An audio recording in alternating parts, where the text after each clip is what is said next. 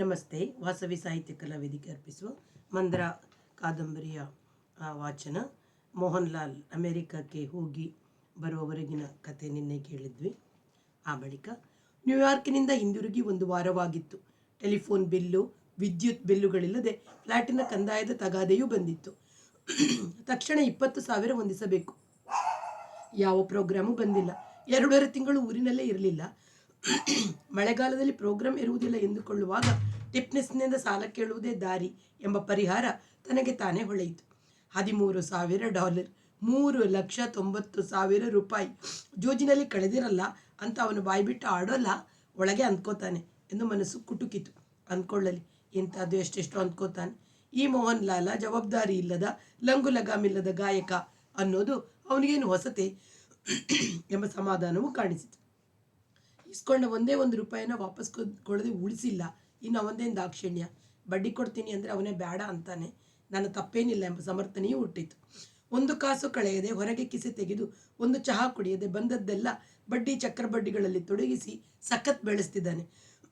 ಹಾಗಾಗಿ ಒಂದು ಸಲ ಸಾಲ ಇಸ್ಕೊಂಡ್ರೆ ಏನು ಹೋಯ್ತು ಗಂಟು. ಎಷ್ಟು ದೂರದ ಊರಾಗಲಿ ಅವನೇ ಸಾಥಿಯಾಗಬೇಕು ಅಂತ ಹೇಳಿ ಪ್ರೋಗ್ರಾಂ ಕೊಡಿಸೋಲ್ವೇ ನಾನು ಎಂಬ ಉಪಕಾರ ಭಾವನೆಯೂ ಸಹಾಯಕ್ಕೆ ಬಂತು. ಕೈ ನೀಡಿ ರಿಸೀವರ್ ಎತ್ಕೊಂಡು ಗುಂಡಿ ಒತ್ತಬೇಕು. ಅಷ್ಟರಲ್ಲಿ ಫೋನ್ ಬಾರಿಸಿತು. ಅವನದೇ ಇರಬಹುದೇ ಅಂತ ಪ್ರೇರಣೆ ಆಯಿತು. ಎತ್ತಿಕೊಂಡ್ರೆ, ಅರೆ ರಾಜಾರಾಮ್, ನಿಮಗೆ ಕರೆ 101 ವರ್ಷ ಆಯಸ್ಸು. ದೇವರಾಣೆಗೂ ನಿಮಗೆ ಮಾಡಬೇಕು ಅಂತ ಫೋನ್ ಚಾಚಿದೆ, ನೀವು ಮಾಡ್ತಿದ್ದೀರಿ. ನೀವು ಮನೇಲೇ ಇರ್ತೀರೋ? ನಾನು ಬರೋನಿದ್ದೀನಿ. ಮನೆ ಅನ್ಬೇಡಿ, ಫ್ಲ್ಯಾಟ್ ಅನ್ನಿ, ನಿಮ್ಗೆ ಆದರೆ ಮನೆ. ಒಮ್ಮೊಮ್ಮೆ ಮೋಹನ್ ಲಾಲ್ರು ಈ ವ್ಯತ್ಯಾಸ ಸೂಚಿಸುವುದು ಟಿಫ್ನಿಸ್ಗೆ ಹೊಸತಲ್ಲ. ಎಷ್ಟೋ ವರ್ಷಗಳಿಂದ ಕೇಳಿ ಅದರ ವೇದನೆಯೂ ಮೊಂಡವಾಗಿತ್ತು. ಪ್ರತಿಯೊಂದಕ್ಕೂ ತನ್ನದೇ ಆದ ವಿಶೇಷ ಸ್ವಾತಂತ್ರ್ಯ, ಸಂತೋಷ ಇರ್ತದಲ್ಲ ಎಂದ. ಮೋಹನ್ ಲಾಲ್ಗೆ ಸಮಾಧಾನವಾಯಿತು. ನಾನು ಈಗ ಹೊರಟೆ, ಬೇರೆ ಯಾರಾದರೂ ಇದ್ದರೆ ಸ್ವಲ್ಪ ಅಡಚಣೆ, ಖಾಸಗಿ ಮಾತು. ಟಿಫ್ನಿಸ್ಗೆ ಈ ಫ್ಲ್ಯಾಟ್ನಲ್ಲಿ 1 ಹಾಲ್ ಅಲ್ಲದೆ 3 ಪ್ರತ್ಯೇಕ ಕೋಣೆಗಳಿರೋದು ನಿಮಗೆ ಗೊತ್ತಿಲ್ವೇ ಎಂದು ಉತ್ತರಿಸಿದ. ಟಿಫ್ನಿಸ್ ಅಪೂರ್ವಕ್ಕೆ ಒಮ್ಮೊಮ್ಮೆ ಇಸ್ಪೀಟ್ ಆಡಲು ಪಶ್ಚಿಮ ಬಾಂದ್ರಾದ ಈ ಫ್ಲ್ಯಾಟಿಗೆ ಬರುವುದುಂಟು. ಆದರೆ ಎಂದು ಫೋನ್ ಮಾಡಿ ಎನ್ನಿಸದೆ ಬರುತ್ತಿರಲಿಲ್ಲ. ಫೋನ್ ಮಾಡಿ ಮನೆಯಲ್ಲಿರುತ್ತಾರೆ, ಬಿಡುವಿನಲ್ಲಿದ್ದಾರೆ, ಭೇಟಿಯಾಗುವ ಉತ್ಸಾಹದಲ್ಲಿದ್ದಾರೆ ಎಂಬುದನ್ನು ಖಚಿತಪಡಿಸಿಕೊಂಡು ಬರುವುದು ಎಲ್ಲ ದೊಡ್ಡ ಶಹರಗಳ ಚಾಲ್ತಿಯ ಕ್ರಮವಾದರೂ ಮೋಹನ್ ಲಾಲ್ರ ವಾಸಸ್ಥಳವು ಸೂಕ್ಷ್ಮವೂ ಅವನಿಗೆ ವಿಶೇಷ ಎಚ್ಚರವಾಗಿತ್ತು. ಸಾಧಾರಣವಾಗಿ ಅವನು ತನ್ನ ಮಾಹಿಂ ಮನೆಯಿಂದ ಇಲ್ಲಿಗೆ ನಡೆದುಕೊಂಡು ಬರುತ್ತಿದ್ದ. ಆದರೆ ಈ ದಿನ ರೈಲು ಹತ್ತಿ ಅರ್ಧ ದೂರ ಕ್ರಮಿಸಿ ಉಳಿದರ್ಧವನ್ನು ನಡೆದು ಬಂದ. ಸ್ವಾಗತದ ಮಾತುಗಳು, ಸಹಾಯ ಬಿಸ್ಕತ್ತು ಆದಮೇಲೆ ಟಿಫ್ನಿಸ್ ಹಿಂದಲೇಟು ಹಾಕುತ್ತಲೇ ಮಾತನಾಡಿದ. ಬಕುಲ ಬಂದಿದ್ದಳು, ಅವಳಿಗೆ ಮದುವೆಯಂತೆ. ಹೌದಾ? ತಕ್ಷಣ ನಾಲಿಗೆ ನೋಡಿದರೂ ಮೋಹನ್ ಲಾಲನ ಮುಖ ಬಾಡಿದುದನ್ನು ಟಿಫ್ನಿಸ್ಗೆ ಕಾಣಿಸ್ತು. ಹೀಗಾಗುತ್ತದೆಂದು ಅವನು ನಿರೀಕ್ಷಿಸಿಯೂ ಇದ್ದ. ನೀವು ಊರಿಗೆ ಬಂದ ಮೇಲೆಯೇ ಲಗ್ನ ನಿಶ್ಚಯ ಮಾಡಬೇಕು ಅಂತ ಕಾಯ್ತಿದ್ದಾಳಂತೆ. ಅವಳಿಗಿನ್ನೂ ಮದುವೆ ಆಗಿಲ್ವಾ? ಬೇರೆ ಏನೂ ತೋಚದ್ದಕ್ಕೆ ಹೊರಬಂದ ಈ ಮಾತು ಆಡಿಯಾದ ಮೇಲೆ ಎಡವಟ್ಟಿನದೆನ್ನಿಸಿತು. ಹಾಗಿದ್ದರೆ ನನಗೆ ಗೊತ್ತಾಗ್ತಿರ್ಲಿಲ್ವೇ ಎಂಬ ಉತ್ತರ ಹೊಡೆದರೂ, ಗೊತ್ತಾಗುವುದಾದರೂ ಹೇಗೆ, ಯಾರು ಹೇಳಬೇಕು ಎಂಬ ಕತ್ತಲು ಕಾಣಿಸಿತು. ತಿಳಿದುಕೊಳ್ಳಲು ನಾನು ಪ್ರಯತ್ನ ಮಾಡಿಲ್ಲವೆಂಬ ಅರಿವಿನ ಜೊತೆಗೆ ತಿಳಿದುಕೊಳ್ಳದೇ ಇರುವುದಕ್ಕೆ ನಾನು ಇಷ್ಟು ವರ್ಷ ಪ್ರಯತ್ನಿಸಿದೆ ಎಂಬ ನೆನಪು ಬಂದು ತುಸು ದೋಷಭಾವ ಹಿಂಡತೊಡಗಿತು. ಟಿಫ್ನಿಸ್ ಸುಮ್ಮನೆ ಕೂತಿದ್ದಾನೆ. ನನ್ನೊಳಗಾಗುತ್ತಿರುವ ಕಸಿವಿಸಿಯನ್ನು ಗಮನಿಸಲಿಲ್ಲವೆಂಬಂತೆ ಕಿಟಕಿಯ ಕಡೆಗೆ ನೋಡುತ್ತಿದ್ದಾನೆ. ಈಗ ಎಷ್ಟು ವರ್ಷ? ನನಗೆ 30 ನಡೆಯುತ್ತಿದ್ದಾಗ ಹುಟ್ಟಿದಳು. 30ನೇ ವರ್ಷಕ್ಕೆ ಮದುವೆ ಆಗ್ತಿದ್ದಾಳೆ. ಇಷ್ಟು ವರ್ಷ ಯಾಕೆ ಆಗಲಿಲ್ಲ ಎಂಬ ಪ್ರಶ್ನೆ ಹುಟ್ಟಿತು. ಈ ರಾಜಾರಾಮನಿಗೆ ಗೊತ್ತಿರುತ್ತೆ, ಹೇಳೋಲ್ಲ. ನಾನು ಕೇಳಿದರೆ ಹೇಳಿಯಾನು. ನಿಂತು ಮಾಡೋರು ಯಾರು? ಮುಂದೆ ನಿಂತು ಮಾಡದೆ ಹೇಗಾಗುತ್ತೆ ಎಂಬ ಉತ್ತರ ಹೊಳೆಯಿತು. ಒಳಗಿನ್ನಷ್ಟು ಕುಗ್ಗಿತು. 24 ವರ್ಷವಾಯಿತು ನೋಡಿ. ಒಂದೇ ಶಹರದಲ್ಲಿ ಇದ್ದರು. ಇಲ್ಲಿಂದ 9ನೇ ಸ್ಟೇಷನ್ ಲೋಕಲ್ ರೈಲ್ ಹತ್ತಿ 15-20 ವರ್ಷವಾಯಿತು. ಟ್ಯಾಕ್ಸಿ ಅಭ್ಯಾಸವಾಗಿ ಬಿಟ್ಟರೆ ಲೋಕಲ್ ಟ್ರೈನ್ ಬಯಸಿ ಜ್ಞಾಪಿಸಿಕೊಂಡ್ರೆ ಭಯ, ಅಸಹ್ಯ. 6 ವರ್ಷದ ಹುಡುಗಿ, ಚಾಳಿನ ಕೆಳಗಿನ ಸಾಲಿನ ಒಂದು ಮನೆಯಲ್ಲಿ ಆಟಕ್ಕೆ ಹೋಗ್ತಿದ್ಲು. ಅಪ್ಪ ಬರ್ತಿದ್ದಾರೆ ಅಂದರೆ ಓಡಿ ಬರ್ತಿದ್ಲು. ಪೆಪ್ಪರ್ಮೆಂಟಿನ ಆಶೆಗಲ್ಲ, ತನ್ನ ಅಪ್ಪ ಎಂಬ ಆಶೆಗೆ. ಅವಳ ಕಣ್ಣುಗಳೇ ಸೂಚಿಸುತ್ತಿದ್ದವು. ನನ್ನದೇ ಕಣ್ಣು, ಮೂಗು, ಹುಬ್ಬು, ಹಣೆ ಕೂಡ. ಚಂಪ ಕೂಡ ಆಣೆ ಮಾಡಿಸ್ಕೊಂಡು ಬಿಟ್ಲು. ಸಂಕಲ್ಪ ಗಣಪತಿಯ ಮೇಲೆ, ತಂಬೂರಿಯ ಬುರುಡೆಯಷ್ಟು ದಪ್ಪಗಿದ್ದ ಬಸುರು ಹೊಟ್ಟೆಯ ಮೇಲೆ, ಎಲ್ಲಕ್ಕಿಂತ ಮೊದಲು ರಾಮಕುಮಾರಿಯ ಹೊಟ್ಟೆಯಲ್ಲಿದ್ದ ಭ್ರೂಣದ ಮೇಲೆ. ಮುಂದೆ ಅದು ಗಂಡು ಮಗುವಾಯಿತು ಎಂಬುದಷ್ಟೇ ಗೊತ್ತು ಈ ರಾಜಾರಾಮನಿಂದಲೇ. ಹೋಗಿ ನೋಡಲೂ ಇಲ್ಲ. ನೋಡಿದರೆ ಆ ಶಿಶುವಿನ ಆಯಸ್ಸಿಗೆ ಆಣೆ ಬಡಿಯುತ್ತದೆ ಎಂಬ ಅದರ ಹಿತಕ್ಕಾಗಿ ಹೋಗಿ ನೋಡಲಿಲ್ಲ. ಬಕುಲಳು ಮನಸ್ಸಿನಿಂದ ಮರೆಯಾದಳು. 3.5 ವರ್ಷ ಮುಂಬೈಯನ್ನೇ ಬಿಟ್ಟು, ಸಂಗೀತವನ್ನು ಬಿಟ್ಟು ದಿಲ್ಲಿಯಲ್ಲಿ ನೆಲೆಸಿದಾಗ ಹಳೆಯದನ್ನೆಲ್ಲ ಮರೆಯುವ ಅವಸ್ಥೆ ಹುಟ್ಟಿ ಅಲ್ಲಿಂದ ಹಿಂದಿರುಗಿ ಬಂದ ಮೇಲೆ ಸಂಪೂರ್ಣ ಹೊಸ ಜೀವನ ಆರಂಭಿಸಿ ಅವಳಿಂದಲೂ ಇವಳಿಂದಲೂ ದೂರವಾಗಿ ಇವಳು ಪ್ರತಿ ತಿಂಗಳು ಜೀವನ ನಿರ್ವಹಣೆಗೆ ಅಂತ ವಸೂಲು ಮಾಡ್ತಿದ್ದಾಳೆ. ಅವಳು ಅದನ್ನೂ ಕೇಳಲಿಲ್ಲ, ನಾನು ಕಳಿಸಲಿಲ್ಲ. ಹೇಗಿದ್ದಾನೆ ಗಂಡು ಹುಡುಗ? 24 ವರ್ಷ. ರಾಜಾರಾಮನಿಗೆ ಗೊತ್ತಿರುತ್ತೆ. ನಾನು ಕೇಳದವನು ಹೇಳೋಲ್ಲ. ನಾನು ಯಾಕೆ ಕೇಳಲಿಲ್ಲ? ಲಗ್ನ ನಿಶ್ಚಯವಾ? ನಾನು ಎಂದೆ. ಈ ಪ್ರಶ್ನೆಯ ಸ್ಪಷ್ಟ ಅರ್ಥ ಟಿಪ್ನಿಸ್ಗೆ ಆಗಲಿಲ್ಲ. ನಾನು ಅಂದರೆ ಏನು? ಲಗ್ನ ನಿಶ್ಚಯ ನಾನು ಮಾಡಬೇಕೆ ಎಂದಿರಬಹುದೇ ಎಂಬ ಅಸ್ಪಷ್ಟ ಅರ್ಥವಾಯಿತು. ತಂದೆ ತಾನೇ ಮುಂದೆ ನಿಂತು ನಿಶ್ಚಯ ಮಾಡಬೇಕಾಗಿದ್ದು. ತಂದೆ ಹೆಸರಿನಲ್ಲವೇ ಲಗ್ನ ಪತ್ರಿಕೆ ಅಚ್ಚಾಗಬೇಕಾದ್ದು. ಮೋಹನ್ಲಾಲ ತಕ್ಷಣ ಉದ್ವಿಗ್ನನಾದ. ಹೌದಲ್ವೇ ಎನ್ನಿಸಿತು. 6 ವರ್ಷದ ಹುಡುಗಿಯಾಗಿದ್ದಾಗ ಇದ್ದ ಪ್ರೀತಿಯನ್ನು ಇನ್ನೂ ಇಟ್ಟುಕೊಂಡಿದ್ದಾಳೆ ಎನ್ನಿಸಿ ಗಂಟಲು ಬಿಗಿದಂತಾಯಿತು. ಲಗ್ನ ಪತ್ರಿಕೆ ಮಾತ್ರವಲ್ಲ, ತಂದೆ ಕೈಯಿಂದ ಕನ್ಯಾದಾನವಾದರೆ ಮಾತ್ರ ಪ್ರಶಸ್ತ. ಶಾಸ್ತ್ರ ಸಂಪ್ರದಾಯಗಳು ಅನುಸರಿಸುವ ಹುಡುಗಿ ಎಂದುಕೊಂಡ. ಇಲ್ಲಿಗೆ ಬಂದು ನನ್ನನ್ನು ಭೇಟಿಯಾಗುವಂತ ಹೇಳಿ. ಟೆಲಿಫೋನ್ ಇದೆಯಾ ಅವಳಿಗೆ? ಮನೆಗಿಲ್ಲ, ಆಫೀಸ್ಗಿದೆ. ಸೆಂಚುರಿ ಮಿಲ್ ಆಡಳಿತ ಕಚೇರಿಯಲ್ಲಿ ನೌಕರಿ, ಸೆಕ್ರೆಟರಿ, BCom ಮಾಡಿದ್ದಾಳೆ. ಓಹ್, ಅವನಿಗೆ ಖುಷಿಯಾಯಿತು. ಹಾಗಾದರೆ ಜಾಣೆಯೇ ಇರಬೇಕು. ಹುಡುಗನನ್ನು ಗೊತ್ತು ಮಾಡಿರೋರು ಯಾರಂತೆ? ಸಹೋದ್ಯೋಗಿಯಂತೆ. ಅವರವರೇ ತೀರ್ಮಾನಿಸಿಕೊಂಡಿದ್ದಾರೆ. ಇನ್ನೂ ಒಳ್ಳೆಯದೇ ಎಂದ. ಇದಕ್ಕಿಂತ ಹೆಚ್ಚು ಮಾತನಾಡಲು ಟಿಪ್ನಿಸ್ಗೆ ತಿಳಿಯಲಿಲ್ಲ. ಆಡಿದರೆ ಸೂಕ್ಷ್ಮ ಸಂಗತಿಗಳಿಗೆ ಪ್ರವೇಶ ಮಾಡಬೇಕಾಗುತ್ತೆ ಅನ್ನೋ ಎಚ್ಚರವೂ ಇತ್ತು. ತಾನು ನಿರೀಕ್ಷಿಸಿದ್ದಂತೆ ಹೆಚ್ಚಿನ ಫಲಿತಾಂಶ ಸಿಕ್ಕಿತೆಂಬ ತೃಪ್ತಿಯಿಂದ ಅವನು ಬೇರೆ ಮಾತಿಗೆ ತಿರುಗಿದ. ಸೂರತ್ನಲ್ಲಿ ಅವನ ಹೆಂಡತಿಯ ದೂರದ ದೊಡ್ಡಪ್ಪನ ಮಗ ಇದ್ದಾನೆ. ಅವನ ನೇತೃತ್ವದಲ್ಲಿ ಅಲ್ಲೊಂದು ಸಂಗೀತ ಸಭೆ ಆರಂಭಿಸುವ ಪ್ರಯತ್ನ ಮಾಡ್ತಿದ್ದಾರೆ. ಪಂಡಿತ್ ಮೋಹನ್ಲಾಲಜಿ ಅವರಿಂದ ಆರಂಭೋತ್ಸವವಾದರೆ ಪ್ರಚಾರ ಸಿಕ್ಕುತ್ತೆ, ಹೆಚ್ಚು ಸದಸ್ಯರು ಆಗ್ತಾರೆ. ಆದರೆ ಈಗ ಅವರ ಹತ್ತಿರ ಸಾಕಷ್ಟು ಹಣ ಇಲ್ಲ. ಅವರು ಅರ್ಪಿಸುವ ಅಲ್ಪ ಕಾಣಿಕೆಯನ್ನು ಸ್ವೀಕರಿಸಬೇಕು. ತಾನು ಏನನ್ನೂ ತೆಗೆದುಕೊಳ್ಳದೆ ಹಾರ್ಮೋನಿಯಂ ಸಾತಿಗೆ ಬರಲು ಒಪ್ಕೊಂಡಿದ್ದೀನಿ. ಮುಂದೆ ಸಭೆಯು ಆರ್ಥಿಕವಾಗಿ ಬೆಳೆದಾಗ ಈ ಉಪಕಾರವನ್ನು ದೊಡ್ಡ ರೀತಿಯಲ್ಲಿ ತೀರಿಸ್ತಾರೆ. ರಾಜಾರಾಮ್, 20,000 ಸಾಲ ಕೊಡಿ ಅಂತ ನಿಮಗೆ ಫೋನ್ ಮಾಡೋಕ್ಕೆ ಕೈ ನೀಡಿದ್ದೆ. ನಿಮ್ಮ ಫೋನ್ ಬಂತು. 20,000 ಕೊಡೋ ಶಕ್ತಿ ಅವರಿಗಿಲ್ಲ. ನಾನು 20,000 ಅನ್ನಲಿಲ್ಲ. ನನಗಿರುವ ಹಣದ ಅಡಚಣೆ ಹೇಳಿದೆ. ಇವತ್ತಿನ ನನ್ನ ರೇಟು 1 ಲಕ್ಷ ಅನ್ನೋದು ನಿಮ್ಗೆ ಗೊತ್ತಿಲ್ವೇ? 1 ಲಕ್ಷ ಕಡಿಮೆಯೇ. ನಿಮ್ಮ ಸಂಗೀತಕ್ಕೆ ಹಣದಿಂದ ಬೆಲೆ ಕಟ್ಟೋದು ದೊಡ್ಡ ಕೆಲಸ. ಆದರೆ ಸೂರತ್ನಲ್ಲಿ ಕೆಲವರು ನಿಜವಾಗಿ ಶ್ರೋತೃಗಳಿದ್ದಾರೆ, ರಸಜ್ಞ ಶ್ರೋತೃಗಳಿದ್ದಾರೆ. ಈ ವ್ಯವಹಾರವನ್ನು ಒಂದೇ ಸಲಕ್ಕೆ ನಿಶ್ಚಯಿಸಿ ಹೋಗುವುದು ಸರಿಯಲ್ಲವೆಂಬ ಅನುಭವ ಟಿಪ್ನಿಸ್ಗಿತ್ತು. ಯೋಚನೆ ಮಾಡಿ ಮತ್ತೊಮ್ಮೆ ಮಾತನಾಡುವ ಎಂದು ಹೇಳಿ ಅವನ ಮೇಲೆ ಎದ್ದ. ಇವರು ಒಪ್ಪಿಕೊಳ್ಳುತ್ತಾರೆಂಬ ವಿಶ್ವಾಸ ಅವನಿಗಿತ್ತು. ಇದ್ದಕ್ಕಿದ್ದಂತೆ ಬಂದ ಮಗಳ ಮದುವೆಯ ಸುದ್ದಿಯಿಂದ ಮೋಹನ್ಲಾಲ್ ಉತ್ತೇಜಿತನಾದ. BCom ಮಾಡಿದ್ದಾಳೆ, ಕಂಪೆನಿ ಕಚೇರಿಯಲ್ಲಿ ಸೆಕ್ರೆಟರಿ, ಪರವಾಗಿಲ್ಲ. ನಾನು ಊರಿಗೆ ಬರುವ ತನಕ ಲಗ್ನ ನಿಶ್ಚಯ ಮಾಡದೆ ಕಾಯ್ತಿದ್ದಾಳೆ. ಅಂದರೆ ಅಪ್ಪನ ಮೇಲೆ ಪ್ರೀತಿ ಇರಬೇಕು. ನಾನೇ ಅವಳಿಗೆ ಫೋನ್ ಮಾಡಿ ಬಾ ಅಂತ ಕರೆದು ಬಂದರೆ ತಕ್ಷಣ ನನಗೆ ಗುರುತು ಸಿಕ್ಕುತ್ತೆ. ನನ್ನನ್ನು ಅವಳು ಗುರುತಿಸ್ಬೋದು. ಪೇಪರ್ನಲ್ಲಿ ಫೋಟೋ ನೋಡಿರ್ಬೋದು, ಟಿವಿಯಲ್ಲಿ ನೋಡಿಯೇ ಇರ್ತಾಳೆ. ಅಥವಾ ಸಂಗೀತ ಕಚೇರಿ ಕೇಳುವ ಆಸಕ್ತಿ ಇದೆಯೇ? ಚಿಕ್ಕ ಮಗುವಾಗಿದ್ದಾಗ ನಾನು ತಂಬೂರಿ ಹೆಚ್ಚಿ ಕೂತರೆ ಅವರಮ್ಮ ನನ್ನೆದುರಿಗೆ ಉರುಟು ಹಾಕುತ್ತಿದ್ದಳು. ಸ್ವಲ್ಪವೂ ಅಳದೆ ತಂಬೂರಿಯ ಝೇಂಕಾರ ಆಲಿಸುತ್ತಾ. ಗಾಯನ ತಾರಕಕ್ಕೇರಿದಾಗ ಕಣ್ಣುಗಳನ್ನು ಅರಳಿಸಿಕೊಂಡು ಒಂದು ದಿನ 6 ಆವರ್ತನದ ದ್ರುತಗತಿಯ ನಾನು ಹೊಡೆದಾಗ ಗಟ್ಟಿಯಾಗಿ ಅಳತೊಡಗಿ ತನ್ನನ್ನು ಗದರಿಸಿಕೊಂಡೆ ಎಂದು ಅರ್ಥವಾಯಿತು ಏನು. ಅವಳ ಅಮ್ಮ ಬಂದು ಬಾಗಿ ಎತ್ತಿ ಎದೆಗವು ಚಿಕ್ಕೊಂಡು. ಜೊತೆಲೇ ಬೆಳೆದಿದ್ದರೆ ಸಂಗೀತ ಕಲಿತಿದ್ಲು ಏನು. ಮನಸ್ಸು ಖಿನ್ನವಾಯಿತು. ಯಾರ್ಯಾರೋ ಹುಡುಗಿರು ಕಲಿಯೋಕೆ ಬರ್ತಾರೆ. ಯಾರು ಪೂರ್ತಿ ಕಲಿತು ಗುರುವಿನ ಹೆಸರು ಹೇಳೋ ಮಟ್ಟ ಮುಟ್ಟೋಲ್ಲ. ಸ್ವಲ್ಪವೂ ವಂಚನೆ ಮಾಡದೆ ಪಾಠ ಹೇಳಿದರು. ಬಾಕಿ ಸಂಗೀತಗಾರರೆಲ್ಲ ತಮ್ಮ ಮಕ್ಕಳಿಗೆ ಚಿಕ್ಕ ವಯಸ್ಸಿನಿಂದ ಮನೆಯಲ್ಲಿ ಅರೆದು 24 ಆಗೋದ್ರೊಳಗೆ ಮನೆತನದ ವಿದ್ಯೆನೆಲ್ಲ ಕರಗತ ಮಾಡಿಸಿ. ನನಗೆ ಯಾರೂ ಇಲ್ಲ ಎಂಬ ಅರಿವಾಗಿ ಇನ್ನಷ್ಟು ಖಿನ್ನವಾಯಿತು. 1 ತಾಸು ಅದೇ ಖಿನ್ನ ಭಾವದಲ್ಲಿದ್ದ ನಂತರ ಅಂಥ ಸಂಗೀತಗಾರರು ಬೇರೆಯವರಿಗೆ ರಹಸ್ಯ ಬಿಟ್ಟು ಪಾಠ ಹೇಳೋಲ್ಲ ಎಂಬ ನೆನಪಾಗಿ ತಾನು ಅಂತ ಹೀನ ಕೆಲಸ ಮಾಡಿಲ್ಲ. ಹೇಳುವಾಗ ಮರ್ಮಗಳನ್ನೆಲ್ಲ ಬಿಡಿಸಿ ಹೇಳ್ತೀನಿ. ಅವರವರ ಕಲಿಯುವ ಶಕ್ತಿಗೆ ನಾನೇನು ಮಾಡಲಿ ಎಂಬ ಆತ್ಮಸಮರ್ಥನೆ ತೊಡಗಿತು. ತುಸು ಹೊತ್ತಿಗೆ ಖಿನ್ನತೆ ಕಡಿಮೆಯಾಯಿತು. ಆದರೆ ಉಲ್ಲಾಸ ಮೂಡಲಿಲ್ಲ. 60 ಆಯಿತು. ಹೆಸರು ಹೇಳುವಂಥ ಯಾರೂ ಬೆಳೆಯಲಿಲ್ಲ ಎಂದುಕೊಳ್ಳುವಾಗ ಮಧು ಬೆಳೆದಾಳು. 3 ತಿಂಗಳಿಗೊಮ್ಮೆ ಬಂದು 2 ವಾರ ಕ್ಯಾಂಪ್ ಮಾಡಿ ಅಭ್ಯಾಸ ಮಾಡಿಸುವ, ಪ್ರತಿಯೊಂದು ನಡೆ ವಿವರಿಸುವ, ಶಾಸ್ತ್ರ ಭಾಗ ತೋರಿಸುವ, ತಪ್ಪುಗಳು ಎಲ್ಲಾನು ಟೇಪ್ ಮಾಡೋದು ಒಳ್ಳೆಯ ವಿಧಾನ. ಪ್ರತಿ ಸಲವೂ ಅಲ್ಲಿಂದಲೇ 50 ಕ್ಯಾಸೆಟ್ಗಳನ್ನು ಕೊಟ್ಟು ಕಳಿಸ್ತಾನಂತೆ ವಿಕ್ರಮ. ಒಳ್ಳೆಯ ಗಂಡ. ಹಂಗಿರಬೇಕು ಹೆಂಡತಿಗೆ ಪ್ರೋತ್ಸಾಹ ಅಂದರೆ. ಎಷ್ಟೋ ಜನ ಗಂಡಂದಿರಿಗೆ ಸಂಗೀತ ಕಲಿಯೋ ಹೆಂಡತಿ ಅಂದರೆ ಒಳಗೊಳಗೆ ಸಂಶಯ, ಕಟ್ಟುಪಾಡು ಹಾಕಿದರೆ ಅವಳು ಕಲಿಯೋದು ಹೇಗೆ, ಬೆಳೆಯೋದು ಹೇಗೆ? ಮಧು ಅದೃಷ್ಟವಂತ ಹುಡುಗಿ. ಮಕ್ಕಳನ್ನು ಹೆರುವ, ಸಾಕುವ ಕರ್ತವ್ಯದಿಂದಲೂ ಬಿಡುಗಡೆ ಮಾಡಿದಾನಂತೆ. ನಾನಂದರೂ ಸ್ವತಃ ಸಂಗೀತ ಕಲಿಯುವವನಿಗಿಂತ ಹೆಚ್ಚಿನ ಗುರುಭಕ್ತಿ. ಗಟ್ಟಿಯಾಗಿ 2 ಪಾದಗಳನ್ನು ಒತ್ತಿ ನಮಸ್ಕಾರ ಮಾಡಿದ. ಅವಳ ಮಟ್ಟದಲ್ಲಿ ಒಂದೊಂದು ರಾಗಕ್ಕೆ ಒಂದೊಂದು ವಾರ ಸಾಕು. ದಿನಕ್ಕೆ 7-8 ತಾಸು ಟೆಲಿಫೋನ್ ಪ್ಲಗ್ ಕೂಡ ಕಿತ್ತಿಟ್ಟು ಒಂದು ಸಲ ಬಂದರೆ 2 ವಾರ ಬೇಕೆ, 4 ವಾರ ಇರು ಅನ್ಬೇಕು. ಮಧ್ಯೆ ಪ್ರೋಗ್ರಾಮ್ ಇದ್ದರೆ ನಾನು ಹೋಗಿ ಬರ್ತೀನಿ. ಅವಳು ಅಭ್ಯಾಸ ಮಾಡ್ಕೋತಿರ್ಲಿ ಅಥವಾ ಪ್ರೋಗ್ರಾಮಿಗೂ ಬರಲಿ. ಸಭೆಯಲ್ಲಿ ಹಾಡೋದ ಕೇಳಿದರೆ ತಂತ್ರಗಳು ಚೆನ್ನಾಗಿ ಅರ್ಥವಾಗ್ತವೆ. ಇಲ್ಲಿ ಅಭ್ಯಾಸ ಮಾಡಿಸಿರೋ ರಾಗಗಳನ್ನೇ ಅಲ್ಲಿ ಸಭೆಯಲ್ಲೂ ಹಾಡಿಸಿ ಅವಳಿಗೆ ಹಾಡುವ ಅವಕಾಶ ಕೊಟ್ಟರೆ ಚೆನ್ನಾಗಿ ಕೂರುತ್ತೆ, ಅವಳ ಹೆಸರು ಬೆಳೆಯುತ್ತೆ.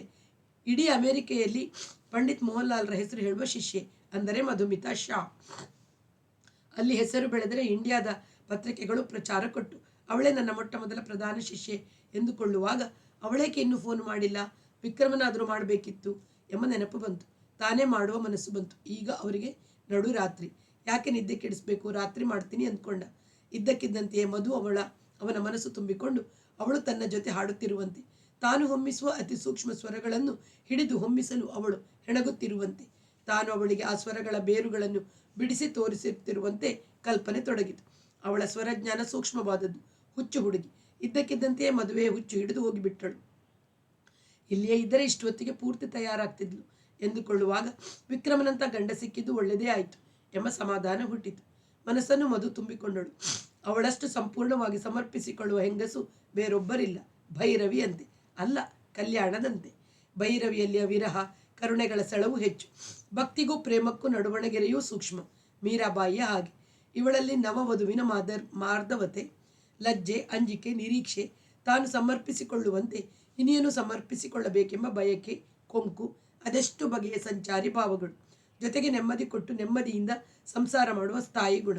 ಅವಳಿಗೆ ಕಲ್ಯಾಣ್ ರಾಗದ ತಯಾರಿ ಕೊಟ್ಟದ್ದು, ಜೊತೆಯಲ್ಲಿ ಹಾಡಿಸಿದ್ದು ಕೇವಲ ಆಕಸ್ಮಿಕವಲ್ಲ, ಅವಳ ಗುಣ ಸ್ವಭಾವಕ್ಕೆ ಹೊಂದುವ ಆಯ್ಕೆ. ನನಗೆ ಗೊತ್ತಿಲ್ಲದಂತೆ ಮಾಡಿಸಿದ್ದು ಎಂದು ಹೊಳೆಯಿತು. ವಿಶ್ರಾಂತಿಗೆ ಮಲಗಿದಾಗ ಅವಳ ಶಕ್ತ ಕೋಮಲ ದೇಹವು ತನ್ನನ್ನು ಬಳಸಿ, ಆಹಾ ಎಂಥ ಸೌಕುಮಾರ್ಯ! ನಿಷಾದದಿಂದ ರಿಷಭಕ್ಕೆ ಏರಿ ಸುಕುಮಾರವಾಗಿ ಷಡ್ಜಕ್ಕಿಳಿದು ಒಂದು ಮಾಡುವ ಸುಕುಮಾರ ತೋಳಿನ ಸುತ್ತು. ತೀವ್ರ ಸ್ವರಗಳಿದ್ದರೂ ಸೌಕುಮಾರ್ಯ, ಸುಕೋಮಲತೆ. ಭೈರವಿಗೆ ದೃಢವಾಗಿ ಒತ್ತಾಸೆ ಕೊಡುವ ಶಕ್ತಿ ಇಲ್ಲ. ಅಂಗಾಂಗಗಳು, ನರನಾಳಗಳು ಹೋಗಲಿ, ರಚನೆಯು ಅಸ್ಥಿಯು ಕೋಮಲವಾದರೆ ಒತ್ತಾಸೆ ಹೇಗೆ ಸಿಕ್ಕಿತು? ಕಲ್ಯಾಣ್ ಸರಿ. ಮಧು, ಇನ್ಮೇಲೆ ನಿನ್ನ ಹೆಸರು ಕಲ್ಯಾಣ್.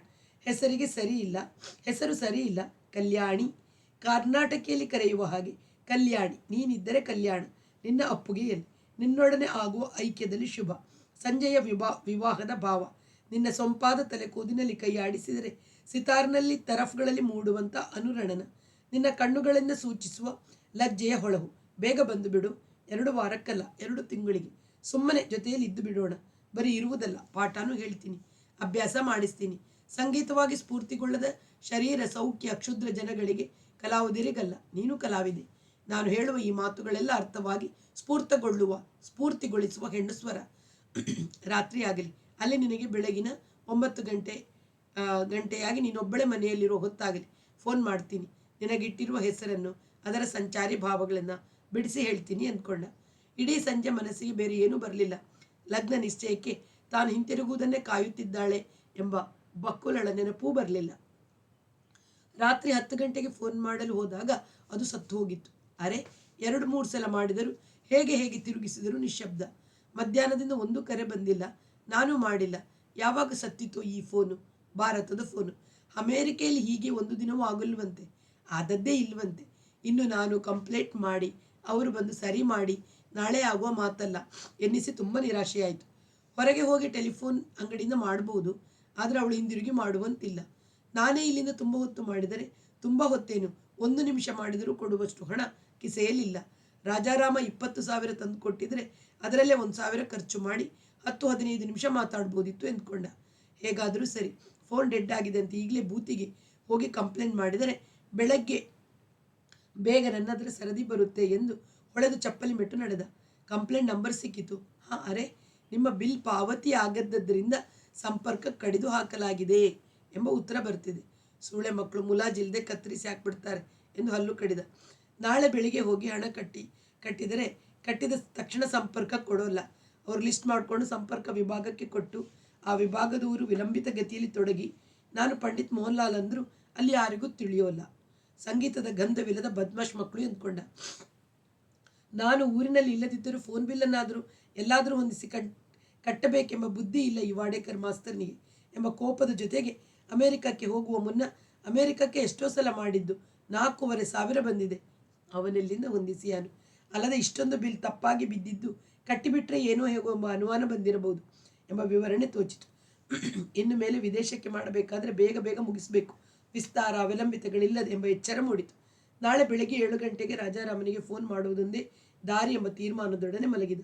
ಮತ್ತೆ ಮದುವೆ ಮನವನ್ನು ತುಂಬಿಕೊಂಡಳು. ಇದ್ದಕ್ಕಿದ್ದಂತೆಯೇ ಒಂದು ನೆನಪು ಬಂತು. 2 ವಾರದ ನಂತರ ಅವಳೇಕೆ ನನಗೆ ನ್ಯೂಯಾರ್ಕಿಗೆ ಫೋನ್ ಮಾಡಲಿಲ್ಲ? ನಾನೇ ಬಿಡುವಾದಾಗ ಮಾಡ್ತೀನಿ, ನೀನು ಮಾಡಬೇಡ ಅಂತ ಅಂದಿದ್ದರಿಂದ ಸಿಟ್ಟು ಬಂತೆ. ಹಾಗಲ್ಲದೆ ನಾನು ಇನ್ನೇನು ಹೇಳಬೇಕಾಗಿತ್ತು? ಭೂಪಾಲಿ ಜೊತೆಲೇ ಇರ್ತಿದ್ಲು, ಅವಳಿಗೆ ಹಿಂದಿ ಅರ್ಥವಾಗ್ತಿತ್ತು. ಆ ಸಂದರ್ಭದಲ್ಲಿ ನನಗೆ ಮದುವಿನ ಫೋನ್ ಕಸಿವಿಸಿ ಮಾಡಿತ್ತು, ಹಾಗಂದೆ. ಆದರೆ ಮತ್ತೆ ಯಾವಾಗಲಾದರೂ ಸಮಯ ಹೊಂದಿಸಿಕೊಂಡು ನಾನೇ ಮಾಡಬೇಕಾಗಿತ್ತು, ಮಾಡಲಿಲ್ಲ. ಭೂಪಾಲಿಯಲ್ಲಿ ಮುಳುಗಿ ಹೋಗಿತ್ತು ಮನಸ್ಸು. ಬೇರೆ ಯಾವಾಗಾದರೂ ಸ್ವರ ಗೋಚರಿಸಿದರೂ ರಾಗ ಶುದ್ಧಿ ಹೋಗುತ್ತೆ ಅನ್ನುವಷ್ಟು ಕಿರಿಕಿರಿ ಆಯಿತು. ಭೂಪಾಲಿ ಹಾಡುವಾಗ ಸಂಪೂರ್ಣವಾಗಿ ಭೂಪಾಲಿಯ ಸ್ವರ, ಆರೋಹ ಅವರೋಹ ವಾದಿ ಸಂವಾದಿ ಚಲನೆಗಳಿಗೆ ಸಮರ್ಪಿಸಿಕೋಬೇಕು. ಕಲ್ಯಾಣಿ ಹಾಡುವಾಗ ಅದರಲ್ಲಿ ನೈವೇದ್ಯವಾಗಬೇಕು. ಈ ಪೂಜೆ ಮಾಡುವಾಗ ಅದರ ಮಂತ್ರ, ಆ ಪೂಜೆ ಮಾಡುವಾಗ ಇದರ ಮಂತ್ರ ಕೂಡದು ಎಂಬ ಹೋಲಿಕೆ ಬಂದಾಗ ನಾನು ಹಾಗೆ ಸಂಪೂರ್ಣ ಸಮರ್ಪಿಸಿಕೊಂಡದ್ದು ಇಬ್ಬರಲ್ಲಿ ಮಾತ್ರ, ಮನೋಹರಿ ಮತ್ತು ಭೂಪಾಲಿ. ಮನೋಹರಿಯ ಅವಧಿ ಮುಗಿದು 15 ವರ್ಷವಾಯಿತು. ಆದರೂ ಸಮರ್ಪಿಸಿಕೊಂಡಾಗ ಅದೆಂಥ ಉತ್ಕಟ ಸಮರ್ಪಣೆ! ಮದುವೆಗೆ ಹಾಗೆ ಸಮರ್ಪಿಸಿಕೊಂಡೇ ಇಲ್ಲ. ಈ ಮಧ್ಯಾಹ್ನದಿಂದಲೇ ಅವಳು ತೀವ್ರವಾಗಿ ತುಂಬಿಕೊಂಡಿದ್ದಾಳೆ. ವಿರಹದ ಉರಿ ಹೊತ್ತಿಸಿದ್ದಾಳೆ. ತಾನೇ ಒಂದು ರಾಗವಾಗಿದ್ದಾಳೆ. ಇನ್ನು ಮೇಲೆ ಅವಳ ನೆನಪಿನಿಂದ ಬೇರ್ಪಡಿಸಿ ಕಲ್ಯಾಣ ಹಾಡುವುದು ಸಾಧ್ಯವಿಲ್ಲದಂತೆ ಮಾಡಿಬಿಟ್ಟಿದ್ದಾಳೆ.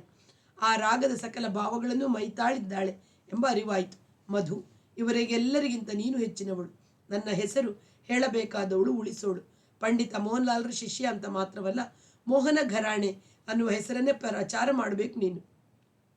ಊರಿನ ಹೆಸರೇ ಬೇಕು ಎಂದರೆ ಹರಿದ್ವಾರ ಘರಾಣೆ ಬೇಡ, ಚಿತ್ತರಪುರ ಘರಾಣೆ. ಮಧು, ನೀನು ನನ್ನ ತಂಬೂರಿ. ನೀನು ಜೊತೆಗಿದ್ದರೆ ಶ್ರುತಿ ಸೌಖ್ಯಕ್ಕಿಂತ ಹೆಚ್ಚಿನ ಸುಖ ಸೂಸುತ್ತೆ.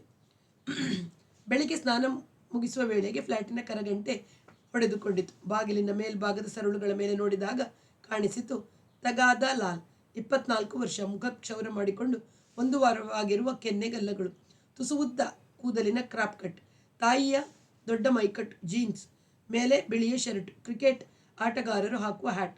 ಇವನು ಬಾಗಿಲು ತೆಗೆದ. ಒಳಗೆ ಬಂದ ಅವನು ಹಾಯ್ ಡ್ಯಾಡಿ ಎಂದ. ಮಗನು ತಂದೆಯನ್ನು ಹೀಗೆ ಅಭಿವಾದಿಸುವುದು ಮೋಹನ್ಲಾಲ್ಗೆ ಮೈ ಉರಿ ಮಾಡುತ್ತಿತ್ತು. ಸಂಗೀತ ಪ್ರಪಂಚದಲ್ಲಿ ಪ್ರಚಲಿತವಿದ್ದ ಚರಣ ಸ್ಪರ್ಶ ಅಥವಾ ಪಾದಧೂಲಿಯೊಂದೇ ಅವನಿಗೆ ಹಿತವೆನಿಸುವ ಅಭಿವಾದನ ಕ್ರಮ. ಆದರೆ ಇವನು ಹೇಳಿದ ಮಾತು ಕೇಳುವುದಿಲ್ಲ.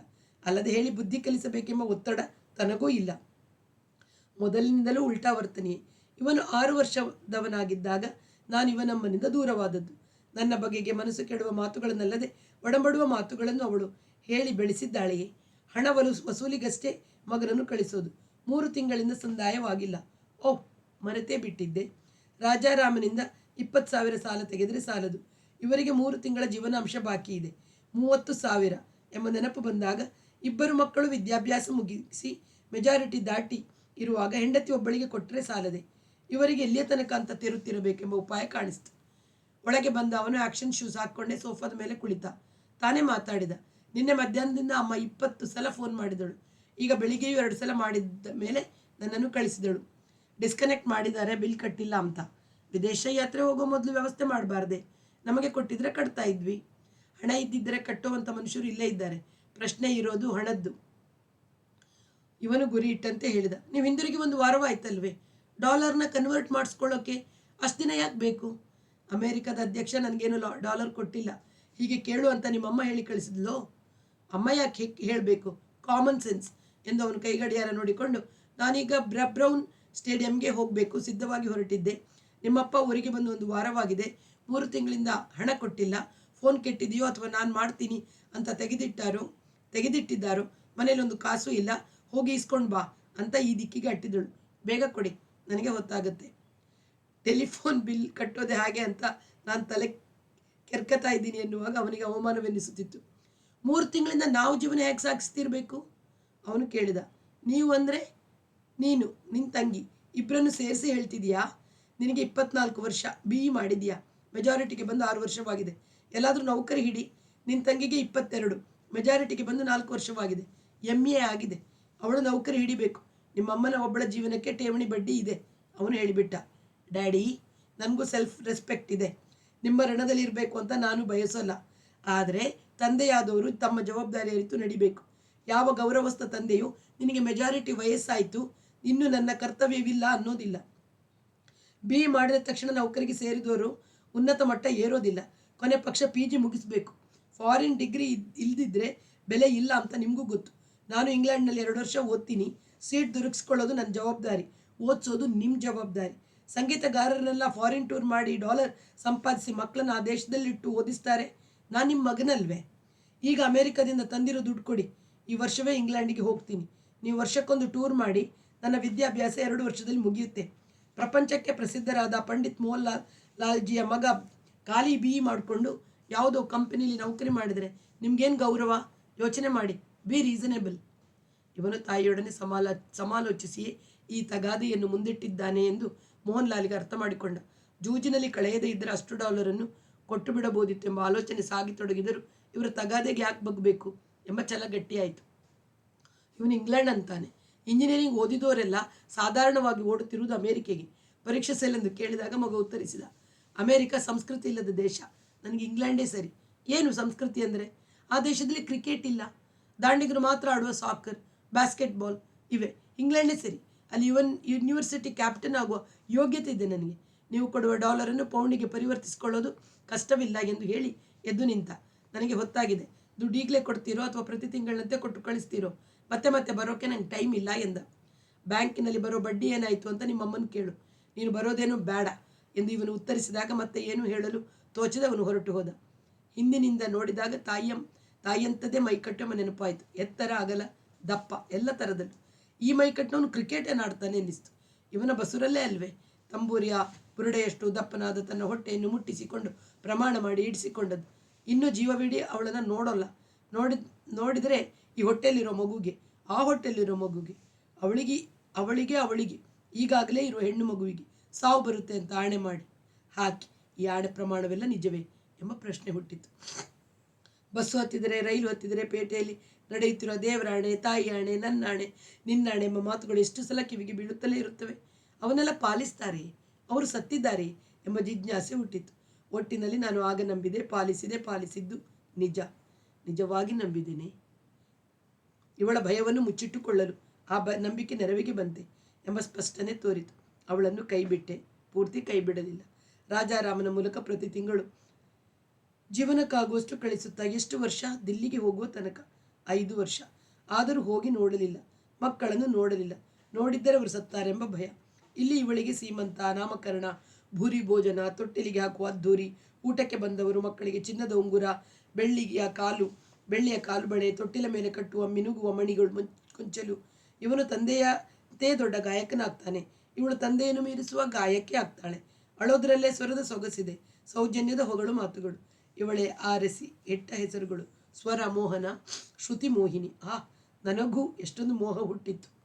ನಾನು ಹಾಡುತ್ತಾ ತೊಟ್ಟಿಲು ತೂಗಿ, ಅದರ ನಡುವೆ ಒಮ್ಮೊಮ್ಮೆ ತೊಟ್ಟಿಲನ್ನೇ ಕಾಣದೆ ನೆಲದ ಮೇಲೆ ಉರುಟಿಕೊಂಡು ನನ್ನ ರಿಯಾಜ್ ಕೇಳುತ್ತಿದ್ದ ಬಕುಲೆಯ ನೆನಪು. 2ನೇ ಗಂಡು ಮಗುಗೆ ಕಿಶನ್ ಅಂತ ಹೆಸರಿಟ್ಟಳು. ರಾಜಾರಾಮನಿಂದ ತಿಳಿದದ್ದು ಎಷ್ಟೋ ಅಷ್ಟು. ಮುಖವನ್ನೇ ನೋಡಲಿಲ್ಲ. ದಿಲ್ಲಿಗೆ ಹೋದ ಮೇಲೆ ಹಣ ಕೊಡೋದು ನಿಂತು ಹೋಯಿತು ಎಂಬ ನೆನಪಾಗುವಾಗ ಹೊತ್ತಿಗೆ ಯಾರೋ 2 ಮಹನೀಯರು, ನೋಡಿದರೆ ಪ್ರೋಗ್ರಾಮ್ ನಿಶ್ಚಯಿಸಲು ಬಂದವರಂತೆ ಕಾಣ್ತಾರೆ, ಬಾಗಿಲಲ್ಲಿ ನಿಂತು. ನಿಮ್ಮ ಫೋನ್ ಕೆಟ್ಟಿದೆಯಾ ಪಂಡಿತ್ ಜಿ? ನಾವು ನಿನ್ನೆಯಿಂದ ಮಾಡಿ ಸಾಕಾಗಿ ಖುದ್ದು ಹೋಗಿ ಬರುವ ಅಂತ ಬಂದೆವು ಎಂದರು. ಸ್ವಲ್ಪ ಹೆಚ್ಚು ಕಡಿಮೆ ಆದರೂ ಒಪ್ಪಿಕೊಳ್ಬಿಡಬೇಕು, ಅತಿ ಬಿಗಿಯಾಗಿ ಚೌಕಾಶಿ ಮಾಡಬಾರದು ಎಂದು ಅವನೊಳಗೆ ನಿಶ್ಚಯಿಸಿದ. ಆದರೆ ಮರುಕ್ಷಣವೇ ಒಂದು ಕಡೆ ಕಡಿಮೆ ದುಡ್ಡಿಗೆ ಒಪ್ಪಿದರೆ ಎಲ್ಲರೂ ಅದೇ ಮೊತ್ತಕ್ಕೆ ಜಗ್ಗುತ್ತಾರೆ. ರಾಜಾರಾಮ ಕೊಡ್ತಾನೆ. ಅವನಲ್ಲದಿದ್ದರೆ 20-30 ಸಾವಿರ ಸಾಲ ಕೊಡುವಂಥವ್ರು ನನಗೆ ಇಲ್ಲದೇ ಇಲ್ಲ. ಸುಮ್ಮನೆ ಹೊರಗಡೆಯವರ ಹತ್ತಿರ ಸಾಲ ಮಾಡಿ ಸದರವಾಗೋದು ಬೇಡ ಅಂತ ನಾನು ಕೇಳಿಲ್ಲ ಅಂತ ಎಚ್ಚರ ಹುಟ್ಟಿತು. ಆದರೆ ಒಳಗೆ ಬಂದವರು ಚರಣ ಸ್ಪರ್ಶ ಮಾಡಿ ಕೂರಿ ಅಂದರೆ ಕೂರದ ಭಯಭಕ್ತಿಯಿಂದ ನಿಂತೆ, ನಾವೊಂದು ಸಣ್ಣ ಸಂಗೀತ ಸಭಾ ಆರಂಭಿಸ್ತೀವಿ, ತಮ್ಮಂಥ ಬಡೆ ಗಾಯಕರ ಮುಂದೆ ಎಂದಾದರೂ ಒಂದು ವರ್ಷ ಕರೆಸ್ತೀವಿ. ಈಗ ಆರಂಭೋತ್ಸವಕ್ಕೆ ತಮ್ಮದೊಂದು ಶುಭಾಶಯ ಹೇಳಿದರೆ ಬರ್ಕೋತೀವಿ ಎಂದಾಗ ತಲೆಯ ಮೇಲೆ ಸಂಗೀತ ಸುರಿದಂತಾಯಿತು.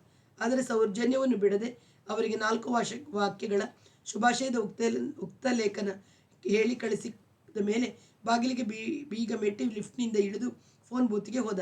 ಅತ್ತ ಕಡೆ ತೆಗೆದುಕೊಂಡು ಟಿಪ್ನಿಸ್ ನಿನ್ನೆ ಸಂಜೆಯಿಂದ ನಾನು ಪ್ರಯತ್ನ ಪಡ್ತಿದ್ದೀನಿ, ನಿಮ್ಮದು ಕೆಟ್ಟಿದೆ. ಬಕುಲ ಮತ್ತೆ ಫೋನ್ ಮಾಡಿದ್ದಳು. ಲಗ್ನ ಪತ್ರಿಕೆಯನ್ನು ಇವತ್ತಿಗೆ ಅಚ್ಚಿಗೆ ಕೊಡಬೇಕಂತೆ. ಇನ್ನೊಂದು ವಿಷಯ ಇದೆ, ತುಂಬ ಅರ್ಜೆಂಟ್. ನಾನು ನಿನ್ನೆ ನಿಮ್ಮನ್ನು 20,000 ಕೇಳಿದ್ನಲ್ಲ, ಈಗ 30,000 ತೊಗೊಂಡು ಬನ್ನಿ. ಬಿಲ್ ಕಟ್ಟಿಲ್ಲ ಅಂತ ಫೋನ್ ಕತ್ತರಿಸಿ ಹಾಕಿದ್ದಾರೆ. ಎಲ್ಲನೂ ಮಾತಾಡೋಣ.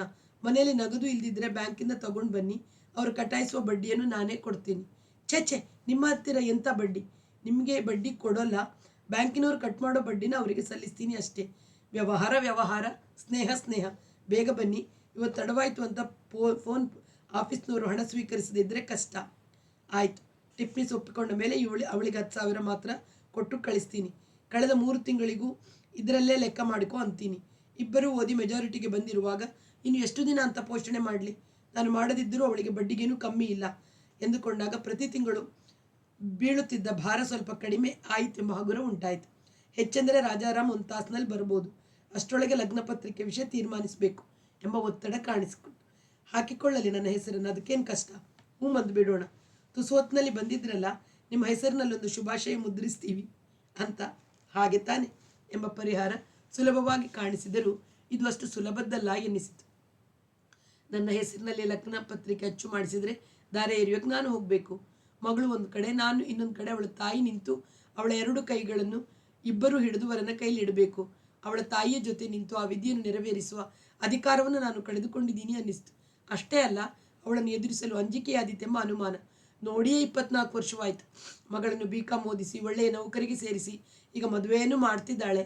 ಈಗ ನಾನು ದಾರೆ ಎರೆಯಲು ಅವಳ ಪಕ್ಕದಲ್ಲಿ ನಿಲ್ಲೋದು ಮಾತ್ರವಲ್ಲ, ನಾನು ನಿನ್ನ ಗಂಡ ಅಂತ ದೃಷ್ಟಿ ತಾಕ್ಸೋದು ಹೇಗೆ? ಬರೀ ನಾಚಿಕೆಯಲ್ಲ, ಅಧೈರ್ಯ. ಲಗ್ನ ಪತ್ರಿಕೆ ನನ್ನ ಹೆಸರಲ್ಲಿ ಆಗಬೇಕು ಅನ್ನೋದು ಮಗಳ ಬಯಕೆಯೋ, ತಾಯಿಯ ಆಶೆಯೋ? ಬೀಗರ ಹೊಸ ಬಳಗದ ಎದುರಿಗೆ ಕುಟುಂಬ ಗೌರವ ಕಾಯ್ದುಕೊಳ್ಳುವ ಹವಣಿಕೆ ಮಾತ್ರವೋ? ಚಂಪಾಳನ್ನು ಎದುರಿಸಬಹುದು, ರಾಮ್ಕುಮಾರಿಯನ್ನು ಎದುರಿಸೋದು ಕಷ್ಟ ಎಂಬ ಅರಿವು ಮೊದಲ ಬಾರಿಗಾಯಿತು. ಈಗ 49. ಹೇಗಿದ್ದಾಳೆಯೋ? ಮೊದಲಿನಂತೆ ತೆಳ್ಳಗೆ, ಮೈ ಬಂದಿರೋದಕ್ಕೆ ಸಾಧ್ಯವಿಲ್ಲ. ಚಂಪಾಳಂತೆ ತಿಂಗಳಿಗೆ 10,000 ಮೇಲೆ ಬ್ಯಾಂಕಿನವರು ಠೇವಣಿಯ ಬಡ್ಡಿ, ಸ್ವಂತ 4 ಕೋಣೆಯ ಫ್ಲ್ಯಾಟು, ಮನೆಯಲ್ಲಿ ಸಂಗೀತ ಪಾಠನೂ ಮಾಡ್ತಾಳಂತೆ. ಮೈ ಸ್ಥೂಲವಾಗೋದು ಸಹಜವೇ. ರಾಜಕುಮಾರಿಯ ಜೀವನ ಹಾಗಲ್ಲ. ತೈಲ ಕ್ರೀಮ್ಗಳನ್ನು ಕಾಣದ ಮುಖವು, ಚರ್ಮವು ಕಪ್ಪಕ್ಕೆ ಬಿರುಸಾಗಿರುತ್ತೆ. ಅಲ್ಲಲ್ಲಿ ತಲೆಯಲ್ಲಿ ಮೂಡಿರುವ ಬಿಳಿ ಕೂದಲಿಗೆ ಬಣ್ಣ ಹಾಕುವ ತಿಳುವಳಿಕೆಯೂ ಇಲ್ಲದೆ, ಹಣವೂ ಇಲ್ಲದೆ ವಯಸ್ಸು ಎದ್ದು ಕಾಣಿಸ್ತಿರ್ಬೋದು. ಅನುಕೂಲಸ್ಥ ಹೆಂಗಸರು ತಮ್ಮ ವಯಸ್ಸನ್ನು ಮುಚ್ಚಿಕೊಳ್ಳೋಕೆ, ಕಡಿಮೆ ತೋರಿಸ್ಕೊಳ್ಳೋಕೆ ಎಂತೆಂಥ ಸಾಧನಗಳನ್ನ ಬಳಸ್ತಾರೆ. ನನಗಿಂತ ಬೇರೆ ಯಾರಿಗೆ ಗೊತ್ತು? ನಡು ವಯಸ್ಸಿಗೆ ಬಂದ ಮೇಲೆಯೇ ಪರಪುರುಷರೊಡನೆ ವ್ಯವಹರಿಸುವ ಧೈರ್ಯ, ಸಾಮಾಜಿಕ ಬೀಡೆಯನ್ನು ದಾಟುವ ಸನ್ನಿವೇಶಗಳು ಉಂಟಾಗೋದು, ಕಲಾವಿದರನ್ನು ಆಧರಿಸಿ ನಿಗ ನೋಡಿಕೊಳ್ಳುವ ಸ್ವಾತಂತ್ರ್ಯ ಲಭಿಸೋದು, ತಮ್ಮ ವಯಸ್ಸನ್ನು 10 ವರ್ಷವಾದರೂ ಕಡಿಮೆ ತೋರಿಸಿಕೊಳ್ಳುವ ವೇಷ ಭೂಷಣ, ಬಿಗಿ ಸಾಧನ, ಹಾವಭಾವಗಳು. ರಾಮಕುಮಾರಿ ಎಂತವರಿಗೆ ಯಾವ ಅರಿವು ಇರೋಲ್ಲ ಎಂದುಕೊಳ್ಳುವಾಗ ಅವಳು ಶುದ್ಧವಾಗಿಯೇ ಇದ್ದಾಳೆಯೇ ಎಂಬ ಪ್ರಶ್ನೆ ಮೊದಲ ಬಾರಿಗೆ ಹುಟ್ಟಿತು. ಹೇಳೋಕ್ಕಾಗೋಲ್ಲ. ನಾನು ದೂರವಾದಾಗ ಅವಳಿಗೆ 24 ಎಂಬ ಜೀವನ ಅನುಭವದ ತಿಳುವಳಿಕೆ ಹೇಳಿದರೂ ಅದನ್ನು ಒಪ್ಪಿಕೊಳ್ಳಲು ಮನಸ್ಸಿಗೆ ಕಸಿವಿಸಿ ಆಗತೊಡಗಿತು. ಹಣಕ್ಕೆ ಏನು ಮಾಡಿದಳು? ಶಾರೀರ ಬಯಕೆಗೆ ಏನು ಮಾಡಿದಳು ಎಂಬ ಖಚಿತ ಪ್ರಶ್ನೆಗಳು ಮೂಡಿದರೂ ಅವುಗಳು ಮುನ್ನಡೆಸುವ ಕಲ್ಪನೆಗಳನ್ನು ಹಿಡಿದು ಸಾಗಲು ಸಾಧ್ಯವಾಗದೆ ಅಲ್ಲಿಯೇ ಕೈಬಿಟ್ಟು ಕಿಶನ್ ಏನು ಮಾಡಿದ್ದಾನೆಂಬ ಪ್ರಶ್ನೆಯನ್ನು ಎತ್ತಿಕೊಂಡ. ಕ್ರಿಕೆಟ್ ಅಂತೂ ಆಡ್ತಿರ್ಲಿಕ್ಕಿಲ್ಲ ಎಂಬ ಒಂದು ಉತ್ತರ ಹೊಳೆಯಿತು. ಮದುವೆ ಎಲ್ಲಿ, ಯಾವ ರೀತಿ, ಯಾವ ಮಟ್ಟದಲ್ಲಿ ಏರ್ಪಡಿಸಿದ್ದಾರೋ, ಅಥವಾ ಮದುವೆ ಖರ್ಚಿನ ಸಂಪೂರ್ಣ ಜವಾಬ್ದಾರಿ ನಿನ್ನದು ಅನ್ನುವ ಅರ್ಥದಲ್ಲಿ ಲಗ್ನ ಪತ್ರಿಕೆಯಲ್ಲಿ ನಾನು ಮಾಡಲಿ ಅಂತ ಬಯಸ್ತಿದ್ದಾರೋ ಎಂಬ ಇನ್ನೊಂದು ಮಗ್ಗಲು ಹೊಳೆಯಿತು. ಜೂಜಿನಲ್ಲಿ ಕಳೆಯದಿದ್ದರೆ 3,90,000 ಖರ್ಚು ಮಾಡಿ ಭರ್ಜರಿಯಾಗಿ ಸಮಾರಂಭ ನಡೆಸಿ ಇದುವರೆಗೆ ನನ್ನಿಂದಾದ ಲೋಪವನ್ನಾದರೂ ಪರಿಹರಿಸಿಕೊಳ್ಬೋದಿತ್ತು ಎಂಬ ಸಾಧ್ಯತೆ ತೋರಿತು. ಕಚೇರಿಗಳ ಸೀಸನ್ ಅಲ್ಲದಿದ್ದರೂ ಅಮೆರಿಕೆಗೆ ಹೋಗದೆ ಭಾರತದಲ್ಲಿ ಇದ್ದಿದ್ದರೆ 3-4 ಪ್ರೋಗ್ರಾಮ್ಗಳಾದರೂ ಸಿಕ್ಕಿ ಅಷ್ಟೇ ಹಣ ಸಿಕ್ತಿತ್ತು. ಇಲ್ಲಿ ಎಷ್ಟು ಇಸ್ಪೀಟಾಡಿದರೂ ಅಷ್ಟು ಕುಚ್ಚು ಹೋಗ್ತಿರಲಿಲ್ಲ ಎಂಬ ಇನ್ನೊಂದು ಸಾಧ್ಯತೆ ಕಂಡಿತು. ಒಳಗಿರುವುದು 1 kg ತರಕಾರಿಯೋ ಅಥವಾ 2 ಹಳೆ ಬಟ್ಟೆಯೋ ಎಂಬಂತೆ ಕಾಣುವ ಚೀಲ ಹಿಡಿದು ಟಿಪ್ನಿಸ್ ಬಂದ. ಲೋಕಲ್ ರೈಲ್ ಹತ್ತಿ ಪ್ರಯಾಣ ಮಾಡುವಾಗ ಅವನು ಹಿಡಿದು ಬರುತ್ತಿದ್ದುದು ಇಂಥ ಚೀಲವನ್ನೇ. ರೈಲಿನಲ್ಲಿ ಆಗುತ್ತಿದ್ದ ಪಿಕ್ ಪಾಕೆಟ್ಗಳಿಂದ ರಕ್ಷಿಸಲು ಅವನು ಉಪಾಯ ಮಾಡುತ್ತಿದ್ದ. ಒಳಗೆ ಬಂದವನೇ ಕುಳಿತು ಚೀಲದಿಂದ 100ರ 3 ಕಟ್ಟು ನೋಟ್ಗಳನ್ನು ತೆಗೆದು ಮೋಹನ್ಲಾಲ್ ಮುಂದಿಟ್ಟು, ತಗೊಳ್ಳಿ, ನೀವು ಹೇಳಿದ 30,000. ಇನ್ನೊಂದು ಮುಖ್ಯ ವಿಷಯ ಅಂದರೆ ಇಲ್ಲಿದೆ ನೋಡಿ ಎಂದು ಪುಟ್ಟಣದಿಂದ ಒಂದು ಚೀಲದಿಂದ ಹೊರಗೆ ತೆಗೆದ. ಅಷ್ಟರಲ್ಲಿ ಮೋಹನ್ಲಾಲ್, ಅದಿರಲಿ, ನಾನೊಂದು ಯೋಚನೆ ಮಾಡಿದ್ದೀನಿ. ನನ್ನ ಹೆಸರಲ್ಲಿ ಲಗ್ನ ಪತ್ರಿಕೆ ಅದ್ಯಾವುದು ಬೇಡ. ಮದುವೆ ಖರ್ಚಿಗೆ 1 ಲಕ್ಷ ಕೊಟ್ಬಿಡ್ತೀನಿ. ಸದ್ಯ ಹಣ ಇದ್ದರೆ ನೀವು ಇನ್ನೂ ಹೆಚ್ಚು ಕೊಡ್ತಿದ್ದೆ. ಹಣದ ವಿಷಯದಲ್ಲಿ ನೀವೇ ನನಗೆ ಆಪತ್ ಬಾಂಧವರು. ನೀವಾದರೂ ಬ್ಯಾಂಕಿನಲ್ಲಿ ಡೆಪಾಸಿಟ್ ಇಟ್ಟಿದ್ದೀರಾ.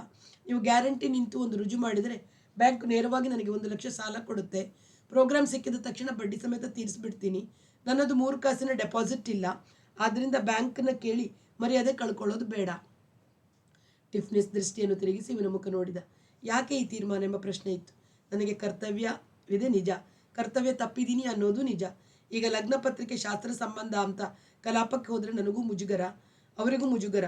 ಹಣನ ನೀವೇ ಒಯ್ದು ಅವಳು ತಾಯಿ ಕೈಲಿ ಕೊಟ್ಟು ಬಿಡಿ. ನೀವೇ ಧಾರೆ ಇರೋದು ಆಶೀರ್ವದಿಸಬೇಕು ಅಂತ ಬಕುಲಿಗೆ ತುಂಬ ಆಸೆ ಇದೆ. ಮದುವೆ ಆದಮೇಲೆ ಅವಳು ಗಂಡನ ಕರ್ಕೊಂಡು ಇಲ್ಲಿ ಬರೋ ಕೇಳಿ, ಆಶೀರ್ವಾದ ಇದ್ದೇ ಇದೆ. ಈ ತೀರ್ಮಾನದಿಂದ ಟಿಫ್ನಿಸ್ಗೆ ಸಂಪೂರ್ಣ ಸಮಾಧಾನವಾಗಲಿಲ್ಲ ಎನ್ನುವುದನ್ನು ಅವನ ಮುಖಭಾವದಿಂದಲೇ ಅರ್ಥ ಮಾಡಿಕೊಂಡ. ಮುಂದಿನ ಮಾತಿಗೆ ಅವಕಾಶ ಕೊಡದೆ, ಇನ್ನೊಂದು ಮುಖ್ಯ ವಿಷಯ ಇದೆ ಅಂದ್ರಲ್ಲ, ಅದೇನು ಪಾಕೆಟ್? ಟಿಫ್ನಿಸ್ ವೃತ್ತಪತ್ರಿಕೆಯಲ್ಲಿ ಸುತ್ತಿ ಕಟ್ಟಿದ್ದ ಪೊಟ್ಟಣವನ್ನು ಬಂಧಿಸಿದ ರಬ್ಬರ್ ಬ್ಯಾಂಡ್ ಕಳಚಿದ 6 ಕ್ಯಾಸೆಟ್. ತನ್ನ ಹೆಸರಿನವೇ ಜೋಡು ತಂಬುರಗಳ ನಡುವೆ ತಾನು ಕುಳಿತು ರಾಗಾಲಾಪದಲ್ಲಿ ತಲ್ಲೀನನಾಗಿರುವ ಚಿತ್ರ. ಇನ್ನೊಂದರಲ್ಲಿ ಬಿರುಗಾಳಿಯಂತೆ ತಾನು ಹೊಡೆಯುವಾಗ ತಲೆಯ ಕೂದಲು ಕೆದರಿ ಹಾರುತ್ತಿರುವ ಚಿತ್ರ. ಇನ್ನೊಂದು ತನ್ನ ಬಲಗೈ ಆಕಾಶಕ್ಕೆ ಗುರಿ ಮಾಡಿ ತಾರಸ್ವರದ ವ್ಯಾಪ್ತಿಯನ್ನು ದೃಶ್ಯವಾಗಿಸಿರುವುದು. 6ಕ್ಕೂ ಬೇರೆ ಬೇರೆ ಭಂಗಿಗಳು. ಒಂದೊಂದನ್ನು ಕೈ ಎತ್ತಿಕೊಂಡು ಹಿಂಬದಿ ನೋಡಿದ. ಪ್ರತಿ ಕ್ಯಾಸೆಟ್ನಲ್ಲೂ ಒಂದೊಂದು ಬದಿಯಲ್ಲಿ ಒಂದೊಂದು ರಾಗ, ಅದರ ಹೆಸರು. ಹಾರ್ಮೋನಿಯಂ ಸಾತಿ ರಾಜಾರಾಮ ಟಿಫ್ನಿಸ್, ತಬಲಾ ಓಂಕಾರ ಪ್ರಭು, ಸಂಗೀತ ಸಂಕಲನ ಶ್ರೀಪತಿ ಚಂಪಾ ಮೋಹನ್, ನಿರ್ಮಾಣ ಮತ್ತು ನಿರ್ವಹಣೆ ಮೋಹನ್ ಮೆಲೋಡೀಸ್ ಬಾಂಬೆ ಎಂಬ ಆಕರ್ಷಕ ಮುದ್ರಣ. ಕೆಳಗೆ ಬೆಲೆ 60 ರೂಪಾಯಿ. 6ನ್ನು ತಿರುಗಿಸಿ ನೋಡಿದ ನಂತರ ಟಿಫ್ನಿಸ್ ಹೇಳಿದ, ನಾನು ಇದನ್ನು ತಂದ ಉದ್ದೇಶ ಏನೆಂದರೆ, ಹಾರ್ಮೋನಿಯಂ ಸಾತಿ ಅಂದು ನನ್ನ ಹೆಸರು ಹಾಕಿದೆ. ಇದು ನಾನು ಬಾರಿಸಿರೋ ಹಾರ್ಮೋನಿಯಂ ಹೌದು, ಓಂಕಾರನ ತಬಲವೂ ಹೌದು. ನಾನು ಓಂಕಾರನಿಗೂ ಫೋನ್ ಮಾಡಿ ವಿಚಾರಿಸಿದೆ. ಅವನಿಗೂ ಆಶ್ಚರ್ಯ. ಈ ನಿರ್ಮಾತ ಮತ್ತು ವಿತರಕರು ನಮ್ಮ ಒಪ್ಪಿಗೆ ಪಡೆದಿಲ್ಲ, ನಮಗೆ ಸಂಭಾವನೆ ಕೊಟ್ಟಿಲ್ಲ, ನಾವು ಯಾವ ಕರಾರಿಗೂ ಸಹಿ ಮಾಡಿಲ್ಲ. ನಿಮ್ಮದಂತೂ ಬಿಡಿ, ಗಂಡ ಹೆಂಡತಿ ವ್ಯವಹಾರ. ಮೋಹನ್ ಲಾಲ್ ಅವಕ್ಕಾದ. ನಡೆದಿರುವುದು ಏನೆಂಬುದು ಅರ್ಥವಾದರೂ ಅದಕ್ಕೆ ಹೇಗೆ ಪ್ರತಿಕ್ರಿಯಿಸಬೇಕೆಂಬುದು ತೋಚದೆ ಒಳಗೆ ಮೂಕನಾದ. ಟಿಫ್ನಿಸ್ನೇ ಮಾತಾಡಿದ. ಮೋಹನ್ ಮೆಲೋಡೀಸ್ ಬಾಂಬೆ ಅಂದರೆ ಚಂಪಾಬಾಯಿನೇ. ನಾನು ಇವುಗಳನ್ನು ಹಾಕಿ ಕೇಳಿದೆ. ಯಾವ್ಯಾವ ರಾಗಗಳನ್ನು ನೀವು ಯಾವ್ಯಾವ ಸಭೆಯಲ್ಲಿ ಹಾಡಿದಿರಿ ಅಂತ ಕೂಡ ಜ್ಞಾಪಿಸ್ಕೊಂಡು ಹೇಳಬಲ್ಲೆ. ನೀವು ಯಾವ ಮುಖ್ಯ ರಾಗವನ್ನು 1.5 ತಾಸಿಗೆ ಕಮ್ಮಿ ಹಾಡೋರಲ್ಲ. ಇವರು ಅದನ್ನು 25-23 ನಿಮಿಷಕ್ಕೆ ಇಳಿಸಿ ಸಂಗೀತದ ಸಂಕಲನ ಅಂದು ತಮ್ಮ ಹೆಸರು ಹಾಕ್ಕೊಂಡಿದ್ದಾರೆ. ರಾಗಗಳ ಕೈಕಾಲು ಕಿವಿ ಮೂಗು ಕತ್ತರಿಸಿ ಮೊಟಕ್ ಮಾಡಿದ್ದಾರೆ. ಇವಕ್ಕೆಲ್ಲ ನೀವು ಒಪ್ಪಿಗೆ ಕೊಟ್ಟಿದ್ದೀರಾ? 2ನೇ ಮಾತು. ಹೀಗೆ ಎಷ್ಟು ಕ್ಯಾಸೆಟ್ ನಿರ್ಮಾಣ ಮಾಡಿದ್ದಾರೆ, ಎಷ್ಟು ಪ್ರತಿ ಮಾರಾಟ ಮಾಡಿದ್ದಾರೆ, ಅವುಗಳ ಲೆಕ್ಕವೆಷ್ಟು, ನನಗೆ ಬರಬೇಕಾದ ಭಾಗವೆಷ್ಟು, ನನ್ನ ಒಪ್ಪಿಗೆ ಇಲ್ಲದೆ ಮಾಡಿರೋದಕ್ಕೆ ಜುರ್ಮಾನೆ ಎಷ್ಟು? ನಾನಂತೂ ಕೋರ್ಟಿಗೆ ಹೋಗಬೇಕು ಅಂತ ಮಾಡಿದ್ದೀನಿ. ಕೋರ್ಟಿಗೆ ಹೋದರೆ ಮಾಡುವ ಕೆಲಸ ಬಿಟ್ಟು ಅಲಿಯೋದು, ಕೋರ್ಟ್ ಖರ್ಚು, ಎದುರು ಪಕ್ಷ ಹೇಳುವ ಸುಳ್ಳುಗಳನ್ನು ಸುಳ್ಳಂತ ಸಾಬೀತು ಮಾಡಲು ಪಡುವ ಶ್ರಮ, ಇದನ್ನು ಯಾರು ಭರಿಸೋರು? ಈ ಬಂಡ ಹೆಂಗಸಿನ ವಿರುದ್ಧ ನಾನೂ ಕೋರ್ಟಿಗೆ ಹೋಗಬೇಕು ಎಂಬ ಮಾತು ತನಗೆ ತಾನೇ ಹೊರಬಂದು ಮೋಹನ್ ಲಾಲನ ಆ ಸಡಿಲಗೊಂಡಿತು. ಅಥವಾ ಕೈಕಾಲು ಮುರಿಬೇಕು ಎಂಬ 2ನೇ ವಾಕ್ಯ ಆಕಾರ ತಾಳಿತು. ಕುಳಿತಿದ್ದವನ ಮೇಲೆ ಎದ್ದು ಟೆಲಿಫೋನ್ ಡೈರೆಕ್ಟರಿಯಲ್ಲಿ ಹುಡುಕಿದ. ಆ ಸಂಖ್ಯೆಯು ತನ್ನ ಹೆಸರಿನಲ್ಲೇ ಇದೆ. ಒಂಚೂರು ಕಾಗದದ ಮೇಲೆ ಬರ್ಕೊಂಡು ಹೊರ ನಡೆದು ಲಿಫ್ಟ್ ಇಳಿದು ಬೀದಿಯಲ್ಲಿ ನಡೆದು ಫೋನ್ ಬೂತಿಗೆ ಹೋಗಿ ಗುಂಡಿಗಳನ್ನು ಒತ್ತಿದ. ಅವಳದೇ ಧ್ವನಿ. ನಾನು ಪಂಡಿತ್ ಮೋಹನ್ ಲಾಲ್ ಅಂತ ಮಾತಾಡ್ತಿರೋದು ಎನ್ನುವಾಗ ಇವನ ಧ್ವನಿ ಉಬ್ಬಸ ಪಡುತ್ತಿತ್ತು. ನಾನು ಅವರ ಶ್ರೀಮತಿ ಮಾತಾಡ್ತಿರೋದು, ಅವಳು ಶಾಂತವಾಗಿ ಉತ್ತರಿಸಿದಳು. ಇವನಿಗೆ ಕಕ್ಕವಿಕ್ಕಿಯಾಯಿತು. ಯಾಕೆಂದು ತಿಳಿಯಲಿಲ್ಲ.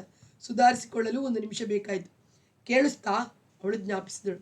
ಈ ತುಡುಗಿನ ಕೆಲಸ ಎಷ್ಟು ಕಾಲದಿಂದ ಮಾಡ್ತಿದ್ದೀಯಾ ನೀನು? ಎಷ್ಟು ತುಡುಗು ಮಾಡಿದ್ದೀಯ ಇದುವರೆಗೆ? ಮಾತು ತೋರಿತು. ಪಂಡಿತ್ ಮೋಹನ್ ಲಾಲ್ರ ಹೆಂಡತಿ ಯಾವತ್ತೂ ತುಡುಗು ಮಾಡಿಲ್ಲ, ಮಾಡೋದಿಲ್ಲ. ಏನು ವಿಷಯ ಹೇಳಿ? ಅವಳು ಶಾಂತವಾಗಿ ಕೇಳಿದಳು. ಇದೇನು ಮೋಹನ್ ಮೆಲೋಡೀಸ್ ಕ್ಯಾಸೆಟ್ಗಳು? ಯಾರನ್ನ ಕೇಳಿ ಅವುಗಳನ್ನ ಕ್ಯಾಸೆಟ್ ಮಾಡಿದ್ಯಾ? ಅದಕ್ಕೆ ಅಗ್ರಿಮೆಂಟ್ ಎಲ್ಲಿದೆ? ಅದಕ್ಕೆಂತ ಅಗ್ರಿಮೆಂಟ್ ಬೇಕು? ಮದುವೆ ಅಗ್ರಿಮೆಂಟ್ ಒಳಗೆ ಈ ಎಲ್ಲ ಅಗ್ರಿಮೆಂಟ್ ಸೇರ್ಕೊಂಡಿರ್ತವೆ. ಬೇಕಾದವರು ಒಬ್ಬರಿಂದೊಬ್ಬರಿಗೆ ಕಾಪಿ ಮಾಡಿಕೊಂಡು ಚಲಾವಣೆ ಮಾಡಿಕೊಳ್ಳೋದು ತಪ್ಪಿಸೋಕೆ ಅಂತ ನಾನೇ ಅವುಗಳನ್ನೆಲ್ಲ ಹುಡುಕಿ ಪ್ರೊಡ್ಯೂಸ್ ಮಾಡಿದೆ. ನಾನು ಮಾಡದಿದ್ದಿದ್ರೆ ನೀವು ಮಾಡ್ತಿದ್ರಾ? ಮಾಡೋದಿದ್ರೆ ಇದುವರೆಗೆ ಯಾಕೆ ಮಾಡಲಿಲ್ಲ? ತಾನು ಹುಟ್ಟು ಕಳಚಿದ ಬಟ್ಟೆನ ಹೆಂಡತಿ ಆರಿಸಿ ಒಗೆದು ಇಸ್ತ್ರಿ ಮಾಡಿಟ್ರೆ ಹಂಗೆ ಮಾಡೋಕ್ಕೆ ಅಗ್ರಿಮೆಂಟ್ ಎಲ್ಲಿದೆ ಅಂತ ಕೇಳಿದ್ನಂತೆ ಒಬ್ಬ ಹುಚ್ಚು ಗಂಡ. ಹಾಗಿದೆ ನಿಮ್ಮ ಮಾತು. ಅವ್ರು ಕೊಟ್ಟಷ್ಟು ದುಡ್ಡಿಗೆ ನೀವು ಹಿಂದೆ ಕೆಲವು ಕ್ಯಾಸೆಟ್ಗಳನ್ನ ಕೊಟ್ಟದ್ದು ನನಗೆ ಗೊತ್ತಿದೆ. ಅವ್ರು ಎಷ್ಟು ಮಾರಾಟ ಮಾಡಿದರು, ಎಷ್ಟು ಲೆಕ್ಕ ಕೊಟ್ಟರು ನಿಮ್ಗೆ ಗೊತ್ತಿದೆಯಾ? ಫೋನ್ ಯಾವಾಗ ಸರಿ ಆಯಿತು ಹೇಳಿ? ಮಾತು ತಿರುಗಿಸ್ಬೇಡ. ಹಾರ್ಮೋನಿಯಂ ತಬಲಾ ಸಾತಿದಾರರ ಒಪ್ಪಿಗೆ ಪಡೆದಿಲ್ಲ, ಅವರಿಗೆ ದುಡ್ಡು ಕೊಟ್ಟಿಲ್ಲ. ಒಪ್ಪಿಗೆ ನೀವು ಪಡೀರಿ, ದುಡ್ಡು ಎಷ್ಟು ಕೊಡ್ಬೇಕು ಮಾತಾಡಿ. ಇವನ್ನೆಲ್ಲ ಫೋನಲ್ಲಿ ಚರ್ಚೆ ಮಾಡೋಕ್ಕೆ ಸಾಧ್ಯವೇ? ಮನೆಗೆ ಬಂದು ಮಾತಾಡಿ. ಭವಿಷ್ಯದ ಜನಾಂಗಕ್ಕೆ ನಿಮ್ಮ ಸಂಗೀತನ ಉಳಿಸಬೇಕು ಅನ್ನೋ ಭಕ್ತಿಯಿಂದ ನಾನು ಕಷ್ಟಪಟ್ಟು ಮಾಡಿದರೆ ಅಗ್ರಿಮೆಂಟ್ ಅಂತ ಮಾತಾಡ್ತಿದ್ದೀರಲ್ಲ ಬೆಳಗಿನ ಹೊತ್ತು. ಇಷ್ಟೊತ್ತಿನಲ್ಲಿ ಕುಡಿಯೋದೇ ಕಲ್ತಿದ್ರಿ ಏನು? ನಾನೇನಂಗೆ ಕುಡಿಯೋದಿಲ್ಲ. ಮತ್ತೆ ಯಾಕೆ ಹಿಂಗೆ ಮಾತಾಡ್ತಿದ್ದೀರಿ? ಮನೆಗೆ ಬಂದು ಮಾತಾಡಿ. ಅವನಿಗೆ ಮುಂದೆ ತೋಚಲಿಲ್ಲ. ಫೋನನ್ನು ಕೆಳಗಿಟ್ಟು ಬಿಟ್ಟ. ಬೀದಿ ನಡೆದು ಲಿಫ್ಟ್ ಹತ್ತಿ ಫ್ಲ್ಯಾಟಿಗೆ ಹಿಂದಿರುಗಿ ಕಾಯುತ್ತಿದ್ದ ಟಿಫ್ನಿಸ್ಗೆ ಸಂಭಾಷಣೆಯನ್ನು ವರದಿ ಮಾಡಿ ಹೇಳಿದ. ಯಾವಾಗಲೂ ನೋಡಿ ಮಾತಿನಲ್ಲೇ ನನ್ನನ್ನು ಸಿಕ್ಕಿಸ್ಬಿಡ್ತಾಳೆ. ಹೊರಗಿನ ಯಾರಿಗಾದರೂ ನ್ಯಾಯ ಒಪ್ಪಿಸಿದರೆ ಇವನೇ ಹುಚ್ಚಾಡ್ತಿದ್ದಾನೆ ಪಾಪ. ಅವಳು ಸದ್ಗೃಹಿಣಿ ಅನ್ನೋ ಹಾಗೆ ತಿರುಗಿಸ್ತಾಳೆ.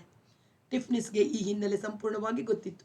ಮೋಹನ್ ಲಾಲ್ನೇ ಯಾವಾಗಲಾದರೂ ಒಮ್ಮೆ ತಾನು ಅವಳನ್ನು ಮದುವೆಯಾದ ಸನ್ನಿವೇಶ ಮತ್ತು ಅನಂತರದ ಘಟನೆಗಳನ್ನು ಹೇಳುತ್ತಿದ್ದ. ಒಂದು ನಿಮಿಷ ಯೋಚಿಸಿದ ನಂತರ ಟಿಫ್ನಿಸ್ ಹೇಳಿದ, ಮೋಹನ್ ಜಿ, ಒಂದು ವಿಷಯ ಸ್ಪಷ್ಟವಾಗಿ ಹೇಳ್ತೀನಿ. ನನ್ನನ್ನು ತಪ್ಪು ತಿಳಿದೆ ಅರ್ಥ ಮಾಡ್ಕೋತೀರಾ? ಹೇಳಿ ಹೇಳಿ. ತನ್ನದು ಏನೂ ತಪ್ಪಿಲ್ಲ ಅಂತ ಆಕೆ ಕಾಯ್ದೆ ಪ್ರಕಾರ ಸಾಧಿಸಿ ತೋರಿಸಬಲ್ಲಳು. ಆ ಮನೆಯ ಟೆಲಿಫೋನ್ ಕೂಡ ನಿಮ್ಮ ಹೆಸರಿನಲ್ಲಿದೆ. ಅಂದರೆ ನೀವು ಅಲ್ಲಿ ವಾಸ ಮಾಡ್ತಿದ್ದೀರಿ ಅಂತ ನೀವು ಒಪ್ಪಿಕೊಂಡಾಗ ಆಯಿತು. ನಿಮ್ಮ ಹೆಸರಿನಲ್ಲೇ ಆಕೆ ಫೋನ್ ಬಿಲ್ ಕಟ್ತಿದ್ದಾರೆ ಅಂತ ಆಯಿತು. ಫ್ಲ್ಯಾಟಿನ ಮುಂದೆ ಮೋಹನ್ ಸ್ಕೂಲ್ ಆಫ್ ಮ್ಯೂಸಿಕ್ ಅಂತ ಬೋರ್ಡ್ ಹಾಕಿದ್ದಾರೆ. ಅಂದರೆ ನೀವೇ ಅದನ್ನು ನಡೆಸ್ತಿದ್ದೀರಿ ಅಂತಲೂ ಆಯಿತು. ಆಕೆ ನಿಮ್ಮ ಜೊತೆ ರಿಜಿಸ್ಟರ್ ಪ್ರಕಾರ ಮದುವೆಯಾದ ಹೆಂಡತಿ. ಅಕಸ್ಮಾತ್ ನಿಮಗೆ ಏನಾದರೂ ಆದರೆ ಈ 2 ಫ್ಲ್ಯಾಟ್ಗಳು ಆಕೆಗೆ ಸೇರ್ತವೆ. ಈಗ ಕುರ್ಲಾದಲ್ಲಿರೋ ಫ್ಲ್ಯಾಟು ಆಕೆ ಹೆಸರಿನಲ್ಲೇ ಮಾಡ್ಕೊಂಡಿದ್ದಾಳೆ. ಅದನ್ನು ತನ್ನ ಅಪ್ಪ ಕಟ್ಸ್ಕೊಟ್ರು ಅಂತಲೇ ಎಲ್ರಿಗೂ ಹೇಳ್ತಿರೋದು. ರಾಮ್ಕುಮಾರಿಗೂ ಅವಳ ಮಕ್ಕಳಿಗೂ ಕಾಯ್ದೆ ಪ್ರಕಾರ ಏನೂ ಇಲ್ಲದ ಹಾಗೆ ಮಾಡಿಟ್ಟಿದ್ದಾಳೆ. ನೀವು ಕೂಡ ಅವಳ ಮಗಳ ಲಗ್ನ ಪತ್ರಿಕೆಗೆ ನಿಮ್ಮ ಹೆಸರು ಹಾಕೋದು ಬೇಡ, 1,00,000 ಕೊಟ್ಟು ಕೈ ತೊಳ್ಕೊತೀನಿ ಅಂತ ತೀರ್ಮಾನ ಮಾಡಿದಿರಿ. ಅದು ಹೆಂಗ್ರಿ? ಅಂಬಾಭವಾನಿ ಮಂದಿರದಲ್ಲಿ ತಾಳಿ ಕಟ್ಟಿ ಮದುವೆ ಆಗಿದ್ದೀನಿ. ಅವಳೇ ನನ್ನ ಧರ್ಮಪತ್ನಿ. ಎಲ್ಲ ಗೊತ್ತಿದ್ದು ನೀವು ನನ್ನ ಮನಸ್ಸು ನೋಯಿಸಬೇಡಿ ಎನ್ನುವಾಗ ಮೋಹನ್ ಲಾಲ್ನ ಧ್ವನಿ ನಿತ್ರಾಣಗೊಂಡಿತು. ಕಣ್ಣುಗಳಲ್ಲಿ ಅಸಹಾಯಕತೆ ಕಾಣಿಸಿತು. ಎಲ್ಲೆಲ್ಲೂ ಹೆಸರಿರುವ ಇವನ ಕಚೇರಿ ಎಂದರೆ ಶ್ರೋತೃಗಳು ಮುಗಿಬೀಳುವ ಮುಖ್ಯ ಕಲಾಕಾರನಾದ ಇವನನ್ನು ಹಾರ್ಮೋನಿಯಂ ಸಾಥಿದಾರನಾದ ತಾನು ಇದಕ್ಕಿಂತ ಹೆಚ್ಚು ಕಠಿಣವಾಗಿ ಬಿಚ್ಚಿ ತೋರಿಸಬಾರದು ಎಂಬ ಎಚ್ಚರದಿಂದ ಟಿಫ್ನಿಸ್, ನಾನು ಮಾತನಾಡಿದ್ದು ಕಾಯ್ದೆ ಪ್ರಕಾರ. ಚಂಪಾಬಾಯಿ ಹೆಂಗೆ ವಾದ ಮಾಡ್ಬೋದು ಅನ್ನೋದನ್ನು ನಾನು ನಂಬ್ತೀನಿ ಅಂತಲ್ಲ. ಬೇಕೆಂದರೆ ನಿಮ್ಮ ಪರವಾಗಿ ಬೇಕಾದ ಕಡೆ ಬೇಕಾದ ರೀತಿ ಸಾಕ್ಷಿ ಹೇಳೋಕ್ಕೂ ನಾನು ಸಿದ್ಧ. ಆದರೆ ಕಾಯ್ದೆಗೆ ನ್ಯಾಯದ ಗಣನೆ ಇರೋದಿಲ್ಲ, ವಾಸ್ತವತೆಯ ಪರಿವೆಯೂ ಇರೋದಿಲ್ಲ. ಆದ್ದರಿಂದ ನೀವೊಬ್ಬ ಸರಿಯಾದ ವಕೀಲರನ್ನು ಹಿಡಿದು ತಕ್ಕ ಬಂದೋಬಸ್ತ್ ಮಾಡಿಸ್ಕೊಳ್ರಿ. ಬಾಂದ್ರಾದಲ್ಲಿ ಇಂಥ 2 ಫ್ಲ್ಯಾಟ್ ನಿಮ್ಮ ಹೆಸರಿನಲ್ಲಿವೆ ಅಂದರೆ ಇವತ್ತಿನ ಧಾರಣೆಯಲ್ಲಿ 45 ಲಕ್ಷವಾದರೂ ಆದೀತು. ನಿಮಗೆ 60 ವರ್ಷವಾಯಿತು. ಯಾರ ಆಯುಷ್ಯ ಎಷ್ಟಿದೆಯೋ ಯಾರು ಕಂಡಿದ್ದಾರೆ? ನಿಮ್ಮ ಜನ್ಮಕುಂಡಲಿ ಇದೆಯೋ? ಮಾಹಿಮ್ನಲ್ಲಿ ಸೂರ್ಯಪ್ರಸಾದ್ ಶಾಸ್ತ್ರಿ ಅಂತ ಒಬ್ಬ ಮಹಾಗಟ್ಟಿಗ ಜ್ಯೋತಿಷಿ ಇದ್ದಾರೆ. ಕರಾರುವಕ್ಕಾಗಿ ಜನ್ಮಕುಂಡಲಿ ಕೊಟ್ಟರೆ ನಿಮ್ಮ ಭವಿಷ್ಯ ಇಂತಿಂಥ ವರ್ಷ ಹಿಂಗೆ ನಡೆಯುತ್ತೆ, ಇಂಥ ವರ್ಷಕ್ಕೆ ಗುಣಾಕಾರ ಮುಂದೆ ಹೋಗಲ್ಲ ಅಂತ ಬರ್ಕೊಡ್ತಾರೆ. ಜನ್ಮಕುಂಡಲಿಯಲ್ಲಿ ಸಿಗಬೇಕು. ನನ್ನ ಬಾಲ್ಯ ನಿಮಗೆ ಗೊತ್ತಲ್ಲ. ಹಾಗಿದ್ರೆ ನೀವು ಹಸ್ತ ಸಾಮುದ್ರಿಕೆಯವರಿಗೆ ತೋರಿಸ್ಬೇಕು. ಮಹಾಲಕ್ಷ್ಮಿಯಲ್ಲಿ ಒಬ್ಬರಿದ್ರು ಕ್ಷೀರಸಾಗರ್ ಅಂತ. 20 ವರ್ಷದ ಹಿಂದೆ ನನಗೆ ಹೇಳಿದ್ದು ಇವತ್ತಿಗೂ ಹಂಗೆ ನಡೀತಿದೆ. ಆಗಲೇ ಅವರಿಗೆ 65 ವರ್ಷ. ಬದುಕಿದ್ದಾರೋ ಹೆಂಗೋ ಅಲ್ಲಿಗೆ ಹೋಗಿ ಪತ್ತೆ ಮಾಡಬೇಕು. ಬೇಗ ಮಾಡಿಕೊಡಿ. ನನಗೆ ಯಾಕೋ ಗ್ರಾಚಾರ ಕೆಟ್ಟಿದೆ ಅನ್ನಿಸ್ತಿದೆ. ಇವನಿಗೆ ಒಂದು ದಾರಿ ಕಂಡಂತಾಯಿತು. ಒಬ್ಬ ಹಸ್ತ ಸಾಮುದ್ರಿಕನಿಗೆ ತೋರಿಸಬೇಕೆಂಬ ಆಲೋಚನೆ ಟಿಫ್ನಿಸ್ ಹೋದ ಮೇಲೆ ಅವನ ಮನಸ್ಸಿನೊಳಗೆ ಸುತ್ತು ಆಗ್ತಿತ್ತು. ಒಂದೊಂದು ಮೊಹಲ್ಲಾದಲ್ಲಿ 10 ಜನರು ಬೋರ್ಡ್ ಹಾಕಿಕೊಂಡಿರುತ್ತಾರೆ. ಸರಿಯಾಗಿ ಹೇಳುವವನು ಅಪೂರ್ವ ಎಂದುಕೊಂಡ. ಬಹಳ ಹಿಂದೆ ಹಸ್ತ ಸಾಮುದ್ರಿಕನಿಗೆ ಕೈ ತೋರಿಸುವ ಅಭ್ಯಾಸ ತನಗೆ ತುಂಬ ಇತ್ತು. ಕಲ್ಕತ್ತೆಯಲ್ಲಿ ಒಬ್ಬ ಕರಾರುವಕ್ಕಾಗಿ ಹೇಳಿಬಿಟ್ಟ, ನೀವು ಸಂಗೀತಗಾರರು, ಸ್ತ್ರೀ ಸೌಖ್ಯದ ಯೋಗವು ತುಂಬಿಕೊಂಡಿದೆ. ಅದರಂತೆ ನಡೀತಿದೆ. ಕೈಗೆರೆಗಳ ಮೂಲಕ ಭವಿಷ್ಯವನ್ನು ಅಷ್ಟು ಕರಾರುವಕ್ಕಾಗಿ ನೋಡಬಲ್ಲ ಯಾರಾದರೂ ಸಿಕ್ಕಿದರೆ 1,000 ರೂಪಾಯಿ ಆಗಲಿ ಕೊಟ್ಟು ಕೇಳಬಹುದು ಎಂಬ ಆಲೋಚನೆ ಜೊತೆಗೆ ನಾನು ಅವನ ಅಂಗಡಿಗೆ ಹೋಗುವಾಗಲೇ ಯಾವುದೋ ಸ್ವರಾಂದೋಲನ ಗುನುಗಿಕೊಳ್ಳುತ್ತಿದ್ದೆ. ಸಂಗೀತಗಾರನ ಜುಬ್ಬ ಹಾಕಿದ್ದೆ. ಉದ್ದನೇ ತಲೆ ಕೂದಲು. ಈ ಆಧಾರದ ಮೇಲೆ ಅವನು ಊಹೆ ಮಾಡಿರಬಹುದೇ ಎಂಬ ವಿಮರ್ಶೆ ತೊಡಗಿತು. ಹಾಗಾದರೆ ಹಸ್ತ ಸಾಮುದ್ರಿಕೆಲ್ಲ ಬುರುಡೆ ಎಂದು ಸಾರಸಗಟಾಗಿ ನಿರಾಕರಿಸಲು ಮನಸ್ಸು ಒಪ್ಪಲಿಲ್ಲ. ಟಿಫ್ನಿಸ್ ವಿಚಾರಿಸಲಿ. ಮಹಾಲಕ್ಷ್ಮಿ ಏನವನ ಹೆಸರು? ಕ್ಷೀರಸಾಗರ್. ಬದುಕಿದ್ರೆ ಹೋಗಿ ತೋರಿಸ್ತೀನಿ. ಮನೆಯ ಗುರುತು ಹೇಳಿಕೊಂಡು ಒಬ್ಬನೇ ಹೋಗ್ತೀನಿ. ಭವಿಷ್ಯ ಕೇಳೋನು ಜೊತೆಯಲ್ಲಿ ಯಾರನ್ನ ಕರೆದೊಯ್ಯಬಾರದು ಎಂದುಕೊಂಡ. ಮರುದಿನ ಮಧ್ಯಾಹ್ನ 3 ಗಂಟೆಗೆ ಫೋನ್ ಬಾರಿಸಿತು. ಬೇಸಿಗೆಯ ಮಧ್ಯಾಹ್ನ ನಿಂತು ಹೋಗಿದ್ದ ವಿದ್ಯುತ್ ಮತ್ತೆ ಬಂದು ಫೋನ್ ತಿರುಗತೊಡಗಿದಾಗ ಜೀವ ಹಿಂದಿರುಗುವಂತೆ ಆಯಿತು. ಎತ್ತಿಕೊಂಡ ತಕ್ಷಣ ಒಂದು ಹೆಂಗಸಿನ ಧ್ವನಿಯು ಇವನ ಸಂಖ್ಯೆಯನ್ನು ಕೇಳಿ, ನಿಮ್ಮ ಸಂಪರ್ಕ ಮತ್ತೆ ಕೊಡಲಾಗಿದೆ ಎಂದು ಹೇಳಿ ನಿಲ್ಲಿಸಿತು. ಸೂಳೆ ಮಕ್ಕಳು ಎಂದುಕೊಂಡ್ರು. ಮನಸ್ಸಿಗಾದ ನೆಮ್ಮದಿಯಲ್ಲಿ ಹಿಂಗೆ ಮಾಡದಿದ್ರೆ ಯಾವ ಗಿರಾಕಿ ಸಕಾಲದಲ್ಲಿ ಬಿಲ್ ಕಟ್ಟಿಯಾನು ಎಂಬ ಸಮರ್ಥನೆಯೊಡನೆ ಮನಸ್ಸು ಕ್ಷಮಿಸಿ ಬಿಟ್ಟಿತು. ಅನಂತರ ಟಿಫ್ನಿಸ್ಗೆ ಫೋನ್ ಮಾಡಿದ. ನಾನೇ ಬೆಳಗಿನಿಂದ 7-8 ಬಾರಿ ವಿಚಾರಿಸಿದೆ. ಯಾವಾಗ ಬಂತು ಲೈನು? ಇದೀಗ ಬಂದಿರಬೇಕು. ಬ್ಯಾಂಕಲ್ಲಿ ವಿಚಾರಿಸಿದೆ. ಬೇರೆ ಯಾರಿಗೋ ಸಾಲ ಕೊಡೋದು, ನಾನು ಗ್ಯಾರಂಟಿ ನಿಲ್ಲೋದು. ಅದಕ್ಕೆ ಮೊದಲು ನಿಮ್ಮ ಖಾತೆ ತೆಗಿಬೇಕು. ಇವೆಲ್ಲ ಬೇಗ ಆಗೋ ಕೆಲಸವಿಲ್ಲ. ನನಗೆ ನಿಮ್ಮ ಮೇಲೆ ನಂಬಿಕೆ ಇಲ್ವೇ? ನಾನೇ ನನ್ನ ಹೆಸರಲ್ಲಿ ತಕ್ಕೊಡ್ತೀನಿ, ನಾನೇ ಹೋಗಿ ರಾಮ್ಕುಮಾರಿಗೆ ತಲುಪಿಸಬೇಕು ಅಂತ ಅಲ್ವೇ ನೀವು ಹೇಳಿದ್ದು? ಹೌದು ಹೌದು ಮಾರಾಯರೇ, ಭಾಳ ಉಪಕಾರವಾಯಿತು. 1,30,30,000 ಬಂದಂಗೆ ತೀರಿಸ್ಬಿಡ್ತೀನಿ. ಬ್ಯಾಂಕಿನವರಿಗೆ ನೀವು ಕೊಡೋ ಬಡ್ಡಿನೂ ಸೇರಿಸಿ ಎನ್ನುವಾಗ ಮನಸ್ಸು ಕೃತಜ್ಞತೆಯಿಂದ ತುಂಬಿಕೊಂಡಿತು. ಆ ದಿನವೆಲ್ಲ ರಾಮ್ಕುಮಾರಿಯ ನೆನಪು. 2 ಬಸರಿ ಬಾಣಂತನಗಳಲ್ಲಿ ಚಂಪಾ ಮನೆಯಲ್ಲಿ ಉಳಿದು ಅವಳಿಗೆ ತಿಳಿಯದಂತೆ ತನಗೆ ಹೊರಗೆ ಸಿಗುತ್ತಿದ್ದ ಬೈಟಕ್ಗಳ ಹಣವನ್ನು ಟಿಪ್ನಿಸ್ ನನ್ನದೊಂದು ಖಾತೆ ತೆಗೆಸಿ ಅದಕ್ಕೆ ಹಾಕಿ ನನ್ನಿಂದ ಚೆಕ್ ಬರೆಸಿಕೊಂಡು ತೆಗೆದು ರಾಮ್ಕುಮಾರಿಗೆ ಪ್ರತಿ ತಿಂಗಳು ಕೊಟ್ಟು. ನಂಬಿಕೆಯ ಮನುಷ್ಯ ಅಂದರೆ ಅವನು. ಎಷ್ಟು ವರ್ಷದ ಸ್ನೇಹ. ಬೇರೆ ಗಾಯಕರಿಗೆ ಸಾಥಿ ಮಾಡೋಕೆ ಹೋಗ್ತಾನೆ. ಯಾವ ಶೈಲಿಯ ಯಾವ ಘರಾಣೆ ಗಾಯನಕ್ಕೂ ಸಮರ್ಥವಾಗಿ ಸಾಥಿ ಕೊಡಬಲ್ಲ ವಾದಕ. ಆದರೆ ನನಗೆ ಸಂಪೂರ್ಣ ನಿಷ್ಠನಾಗಿದ್ದಾನೆ. ಎಷ್ಟೇ ಸ್ನೇಹವಿದ್ದರೂ ವಿನಯ ಬಿಡೋಲ್ಲ. ಮುಖ್ಯ ಕಲಾಕಾರನಿಗೆ ಸಾಥಿದಾರನು ತೋರುವ ವಿನಯ ಎಂದು ಟಿಪ್ನಿಸ್ನ ನಂಬಿಕೆಯ ಗುಣಗಳನ್ನು ಮನಸ್ಸಿನಲ್ಲಿ ಉಕ್ಕಿಸಿಕೊಳ್ಳುತ್ತಿರುವಾಗ ಇದ್ದಕ್ಕಿದ್ದಂತೆಯೇ ಆದರೂ ನಾನು ದಿಲ್ಲಿಯಿಂದ ಹಿಂದಿರುಗಿ ಸಂಸಾರ ಬಿಟ್ಟು ಒಬ್ಬನೇ ಇರತೊಡಗಿದ ಮೇಲೆ ಒಂದು ದಿನವೂ ತನ್ನ ಮನೆಗೆ ಕರೆದಿಲ್ಲ ಎಂಬ ನ್ಯೂನತೆ ಕಾಣಿಸಿತು. ಹಾಗೆಯೇ ನೆನೆಸಿಕೊಳ್ಳತೊಡಗಿದ. ಹೌದು, ಅದಕ್ಕೆ ಮೊದಲೊಮ್ಮೆ ಕರೆದಿದ್ದ. ಬ್ಯಾಂಕಿನಲ್ಲಿ ಖಾತೆ ತೆಗೆಸೋಕೆ ಕರೆದೊಯ್ದ ದಿನ ಅವನ ಮನೆಯಲ್ಲೇ ಊಟ ಮಾಡಿಸಿದ್ದ. ಆಗ ತಾನೇ ಮದುವೆಯಾಗಿ ಬಂದಿದ್ದ ಅವನ ಹೆಂಡತಿ ಕರಾಡಿನ ಹುಡುಗಿ ಭಯ ಭಕ್ತಿ ಸಂಭ್ರಮಗಳಿಂದ ಪೂರಿ ಮಾಡಿ ಬೆಳೆಸಿದ್ದಳು. ವಾಡಿಲಾಲ್ ಕಂಪನಿಯ ಶ್ರೀಖಂಡ ತರಿಸಿದ್ದ. ಆಮೇಲೆ ಕೂಡ ಅವನ ಮೊದಲ ಮಗುವಿನ ನಾಮಕರಣಕ್ಕೆ ಮಧ್ಯೆ ಇನ್ನು ಕೆಲವು ದಿನ ಯಾವುದೋ ಹಬ್ಬ ದಿನ. ದಿಲ್ಲಿಯಿಂದ ಹಿಂದಿರುಗಿದ ಮೇಲೆ ಹೆಂಗಸರೊಡನೆ ಮುಕ್ತವಾಗಿ ನನ್ನ ಒಡನಾಟ ಶುರು ಮಾಡಿದ ಮೇಲೆ ಒಮ್ಮೆಯೂ ಮನೆಗೆ ಕರೆದಿಲ್ಲ ಎಂಬ ನೆನಪು ಸ್ಪಷ್ಟವಾಗತೊಡಗಿತು. ಮನಸ್ಸನ್ನು ಚುಚ್ಚತೊಡಗಿತು. ಹಣಕಾಸು, ಪ್ರೋಗ್ರಾಮ್ ಎಲ್ಲ ವಿಷಯಗಳು ನಂಬ್ತಾನೆ ಅಷ್ಟೇ. ಈ ಮೋಹನ್ ಲಾಲ ಸ್ನೇಹಿತರ, ಸಾಥೀದಾರರ, ನಂಬಿಕಸ್ಥರ ಹೆಂಡತಿಯರನ್ನು ಕಣ್ಣೆತ್ತಿ ನೋಡೋಲ್ಲ ಅನ್ನುವಷ್ಟು ನಂಬಿಕೆ ಇಟ್ಟುಕೊಂಡಿಲ್ವಲ್ಲ ಎಂಬ ಖೇದವಾಯಿತು. ಕೋಪ ಬಂತು. ವ್ಯವಹಾರದಲ್ಲಿ ನಾಜೂಕು, ಅಂತರಂಗದಲ್ಲಿ ಹೊರಗೆ ಇಟ್ಟಿದ್ದಾನೆ, ಬೆಕ್ಕಿನಂತ ಕೊರೋಮ ಎಂದುಕೊಂಡ. ರಾತ್ರಿ ಎಲ್ಲ ಅದೇ ಬಾಧಿಸುತ್ತಿತ್ತು. ಸರಿಯಾಗಿ ನಿದ್ರೆಯೂ ಬರಲಿಲ್ಲ. ಬೆಳಿಗ್ಗೆ ಏಳುವ ವೇಳೆಗೆ ಸ್ತ್ರೀ ಸೌಖ್ಯದ ಬಗೆಗೆ ತನ್ನ ಅದೃಷ್ಟವನ್ನು ಅವನ ಮೆಚ್ಚುಗೆಯಿಂದ ಮಾತನಾಡುತ್ತಾನಲ್ಲ. ಗಾಯಕನಿಗಿರುವ ಆಕರ್ಷಣೆ ಹಾರ್ಮೋನಿಯಂ ಸಾಥಿದಾರನಲ್ಲಿ ಎಲ್ಲಿದೆ? ಸಂಗೀತ ಕಲಿಯಲು ನಿಮ್ಮಲ್ಲೂ ದುಂಬಾಲು ಹತ್ತಿ ಬರುವ ಹಾಗೆ ಹಾರ್ಮೋನಿಯಂ ಕಲಿತೀನಿ ಅಂತ ನನ್ನನ್ನು ಯಾರು ಹುಡುಕಿಕೊಂಡು ಬರ್ತಾರೆ ಎಂಬ ಹುತಿ ಮತ್ಸರದ ಹಾಸ್ಯ ಮಾಡ್ತಾನಲ್ಲ ಎಂಬ ನೆನಪಾಗಿ ಯಾಕೆ ಕರೆದಿಲ್ವೋ ಏನು. ಅವನವನ ಗೃಹ ಕೃತ್ಯದ ಸನ್ನಿವೇಶ ಏನಿದೆಯೋ ಎಂತೋ ಎಂದು ಸಮಾಧಾನ ಮಾಡಿಕೊಂಡ. ಬೆಳಿಗ್ಗೆ 8 ಗಂಟೆಗೆ ಟಿಫ್ನಿಸ್ ಫೋನ್ ಮಾಡಿದ. ನಾನು ನಿನ್ನೆ ಎಲ್ಲ ಯೋಚನೆ ಮಾಡಿದ್ದೀನಿ. ನಿಮಗೆ ಒಬ್ಬ ಸರಿಯಾದ ವಕೀಲರನ್ನ ಕಂಡು ಎಲ್ಲ ಹೇಳಿ ಬಂದೋಬಸ್ತ್ ಮಾಡಿಸೋದು ಒಳ್ಳೆಯದು. ನಿಮ್ಗೆ ಯಾರಾದರೂ ಗೊತ್ತಿದ್ದಾರೆಯೇ? ಖಾಸ ಗೊತ್ತಿಲ್ಲ. ಕೆಲವರು ಸಂಗೀತ ಪ್ರೇಮಿಗಳಿದ್ದಾರೆ. ಅವರೆಲ್ಲ ಆಗೋದಿಲ್ಲ. ಸರಿಯಾಗಿ ಕಾನೂನು ತಿಳಿದವರು ಆಗಿರಬೇಕು. ನಂಬಿಕೆಯಿಂದ ಕೆಲಸ ಮಾಡಲು ಬೇಕು. ಬೆಸ್ಟ್ ಅಂದರೆ ಗೋರೆ ಸಾಹೇಬರು. ನಿಮ್ಮ ಸಂಗೀತ ಅಂದರೆ ಅವರಿಗೆ ಬಹಳ ಶೌಕ್ ಕೂಡ ಇದೆ. ನೀವು ಈ 2 ಫ್ಲ್ಯಾಟ್ ಮಾಡಿಕೊಂಡಾಗ ಅವರೇ ಬಿಲ್ಡರ್ಗೆ ಹೇಳಿ ಸಲಹೆ ಸೂಚನೆ ಕೊಟ್ಟು ಸಹಾಯ ಮಾಡಿದ್ದಾರಲ್ವೇ? ಹೌದು ಹೌದು, ಅವ್ರನ್ನ ಕಂಡು ಎಲ್ಲನೂ ಹೇಳಿ. ಚಂಪಾಬಾಯಿ ಮತ್ತೆ ಕ್ಯಾಸೆಟ್ ತೆಗೆಯೋದಾಗ ಮಾಡಬೇಕು.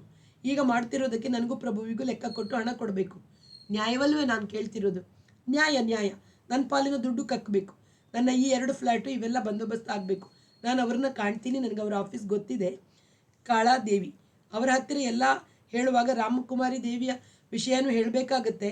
ನಿಮಗೆ ಗೊತ್ತಿದೆಯೋ ಇಲ್ವೋ, ಆಕೆ ಗೋರೆ ಸಾಹೇಬ್ರ ಮನೇಲಿ ಅಡುಗೆ ಮಾಡ್ತಾರೆ 17-18 ವರ್ಷದಿಂದ. ಹಾಗಾ? ನಿಮ್ಗೆ ಗೊತ್ತಿತ್ತಾ? ನನಗೆ ಯಾಕೆ ಹೇಳಲಿಲ್ಲ? ನಾನಾಗೆ ಮಾತು ತೆಗೆದು ನಿಮ್ಗೆ ಹೇಗೆ ಹೇಳಲಿ? ಬೇರೆ ಮೂಲದಿಂದ ನಿಮ್ಗೆ ಗೊತ್ತಿರ್ಬೋದು. ಮಾತಾಡೋಕೆ ಇಷ್ಟವಿಲ್ಲದೆ ನೀವು ಸುಮ್ಮನಿರ್ಬೋದು ಅಂತ ತಿಳ್ಕೊಂಡಿದ್ದೆ. ಈಗ ಹೇಳ್ಬಿಡ್ತೀನಿ. ಪ್ರತಿ ತಿಂಗಳು ಬೋರಿವಿಲಿಗೆ ಹೋಗಿ ಅವರಿಗೆ ಹಣ ಕೊಟ್ಟು ಬರುವ ಕೆಲಸ ನೀವೇ ವಹಿಸಿದ್ರಿ. ಅದರಂತೆ 5 ವರ್ಷ ನಾನು ಮಾಡಿದೆ. ಆಮೇಲೆ ನೀವು ಇದ್ದಕ್ಕಿದ್ದಂತೆ ಮುಂಬೈ ಬಿಟ್ಟು ಸಂಗೀತನೂ ಬಿಟ್ಟು ದಿಲ್ಲಿಗೆ ಹೋಗ್ಬಿಟ್ರಿ. ಇನ್ನು ಆಕೆಗೆ ಜೀವನಕ್ಕೇನು ಗತಿ? ಮಕ್ಕಳ ಹೊಟ್ಟೆಗೆ ಎಲ್ಲಿಂದ ತರಬೇಕು? ನಾನು ಕಸಮುಸರೆ ಮಾಡಬಲ್ಲೆ, ಆದರೆ ಅದರಿಂದ ಹೊಟ್ಟೆ ತುಂಬೋಲ್ಲ. ನೀವೇ ಎಲ್ಲಾದರೂ ಒಂದು ನೌಕರಿ ಕೊಡಿಸಿ ಅಂತ ನನ್ನನ್ನೇ ಕೇಳಿದರು. ನಿಮ್ಮ ಖಾತೆಯಲ್ಲಿ 1,500,000 ದುಡ್ಡಿತ್ತು. ಆದರೆ ನಿಮ್ಮ ಸಹಿಯ ಚೆಕ್ ಇರಲಿಲ್ಲ. ಇದ್ದರೂ ಹಣ 3-4 ತಿಂಗಳಿಗೆ ಸಾಕಾಗ್ತಿತ್ತು. ಆಕೆಗೆ ವಿದ್ಯೆ ಇಲ್ಲ. ರಾಮ್ಕುಮಾರಿ ಲಾಲ್ ಅಂತ ದೇವನಾಗರಿಯಲ್ಲಿ ಸಹಿ ಮಾಡೋದು ಬಿಟ್ಟರೆ ಬೇರೇನೂ ಗೊತ್ತಿಲ್ಲ. ಇನ್ನು ಯಾವ ನೌಕರಿ ಸಿಕ್ಕಿತ್ತು? ಯಾವುದಾದ್ರೂ ಮಿಲ್ಲಲ್ಲಿ ಕೂಲಿ ಕೆಲಸ ಕೊಡಿಸೋಣ ಅಂತ ಅಂದರೆ ನನಗೆ ಆ ಲೈನ್ ಪರಿಚಯವಿರಲಿಲ್ಲ. ಗೋರೆ ಸಾಹೇಬ್ರನ್ನ ಹಿಡಿದ್ರೆ ದಾರಿ ತೋರಿಸ್ತಾರೆ ಅಂತ ಆಲೋಚಿಸಿ ಅವ್ರನ್ನ ಕಂಡೆ. ಅವರೇ ಕೇಳಿದರು, ಮೋಹನ್ ಲಾಲ್ ಮುಂಬೈ ಬಿಟ್ಟನಂತಲ್ಲ, ದಿಲ್ಲಿನಲ್ಲೇ ಇದ್ದಾನೆ ಅಂತ ಸುದ್ದಿ. ಅಂಥ ದೊಡ್ಡ ಕಥಕ್ ಹುಡುಗಿಗೆ ಸಾಥಿದಾರನಾಗಿರೋದು ಅಂದರೆ ತನ್ನ ಸಂಗೀತವನ್ನು ಎಲ್ಲಿಗೆ ಇಳಿಸ್ಕೊಂಡ್ಬಿಟ್ಟ ಅಂದರು. ಸಂದರ್ಭವನ್ನು ಅವರೇ ತೆಗೆದಿದ್ದರಿಂದ ಮಾತು ಬಿಚ್ಚೋದು ನನಗೆ ಸುಲಭವಾಯಿತು. ಅವರ 2ನೇ ಹೆಂಡತಿಯ ವಿಷಯ ತಮಗೆ ಗೊತ್ತಾ ಸಾಹೇಬ್ರೆ ಅಂದೆ. ಗೊತ್ತಿತ್ತು. ಮೊದಲ ಹೆಂಡತಿಯ ಜೀವನಕ್ಕೆ ನೀವೇ ಒಂದು ದಾರಿ ಮಾಡಿಕೊಡ್ಬೇಕು. ಯಾವ ವಿದ್ಯಾಭ್ಯಾಸವೂ ಇಲ್ಲದ ಒಳ್ಳೆಯ ಹುಡುಗಿ, ಒಳ್ಳೆಯ ಸ್ವಭಾವ, ನಿರ್ವಂಚನೆಯಿಂದ ಕೆಲಸ ಮಾಡಬಲ್ಲಳು ಅನಿಸುತ್ತೆ ಅಂದೆ. ಆಯಿತು, ಕರ್ಕೊಂಬನ್ನಿ ಅಂದರು. ಕರೆದೊಯ್ದೆ. 2 ಮಕ್ಕಳು, 11 ವರ್ಷದ ಹುಡುಗಿ, 5 ವರ್ಷದ ಹುಡುಗ. ಮಿಲ್ಗೆ ಸೇರಿದರೆ 8 ಗಂಟೆ ಡ್ಯೂಟಿ. ಹೋಗಿ ಬರೋಕ್ಕೆ 3-4 ಗಂಟೆ, ಮಕ್ಕಳ ಗತಿ ಏನು? ಅವರೇ ಯೋಚನೆ ಮಾಡಿ ಅಡುಗೆ ಮಾಡೋಕ್ಕೆ ಬರುತ್ತೇನಮ್ಮ ಅಂದರು. ರುಚಿಯಾಗಿ ಮಾಡ್ತಾರೆ ಸರ್, ನಾನು ಊಟ ಮಾಡಿದ್ದೀನಿ ಅಂತ ಉತ್ತರ ಹೇಳಿದೆ. ಹಿಂದೂಸ್ತಾನಿ ದಾಲ್ ರೋಟಿ ಬರ್ಬೋದು, ನಮ್ಮ ಮರಾಠಿ ಅಡುಗೆ ಹೇಳ್ಕೊಟ್ರೆ ಕಲಿಯೋದೇನು ಕಷ್ಟ? ಈಕೆ ಹುಷಾರಿ ಇದ್ದಾರೆ, ನಾನು ಮರಾಠಿಯಲ್ಲಿ ಹೇಳಿದೆ. ಅಷ್ಟರಲ್ಲಿ ರಾಮಕುಮಾರಿ ಬಾಯಿಯು ಮರಾಠಿಯಲ್ಲಿ ಬಟಾಟಾ ಪೋಹೆ, ಪಿಟ್ಲ, ಆಮ್ಟಿ, ಪೋಳಿ, ಅಳುಚಿ ಭಾಜಿ, ಶ್ರೀಖಂಡ ಬರುತ್ತೆ, ನನ್ನ ಪಕ್ಕದ ಮನೆಯವರಿಂದ ಕಲ್ತಿದ್ದೀನಿ ಅಂದರು. ಒಟ್ಟಿನಲ್ಲಿ ಬೆಳಿಗ್ಗೆ 8 ಗಂಟೆಗೆ ರೈಲಿನಲ್ಲಿ ಹೋಗಿ ಮಧ್ಯಾಹ್ನ 3 ಗಂಟೆ ಹೊತ್ತಿಗೆ ವಾಪಸ್ ಬರೋದು. ಗೋರೆ ಸಾಹೇಬ್ರ ಯಜಮಾಂತಿಗೂ ಹೊಂದಿಕೊಂಡು. ಆ ಕಾಲದಲ್ಲಿ ತಿಂಗಳಿಗೆ 500 ಸಂಬಳ, ಈಗ ಎಷ್ಟೋ ಜಾಸ್ತಿ ಮಾಡಿರ್ಬೋದು. ಹಲೋ, ಕೇಳ್ತಿದ್ದೀರಾ?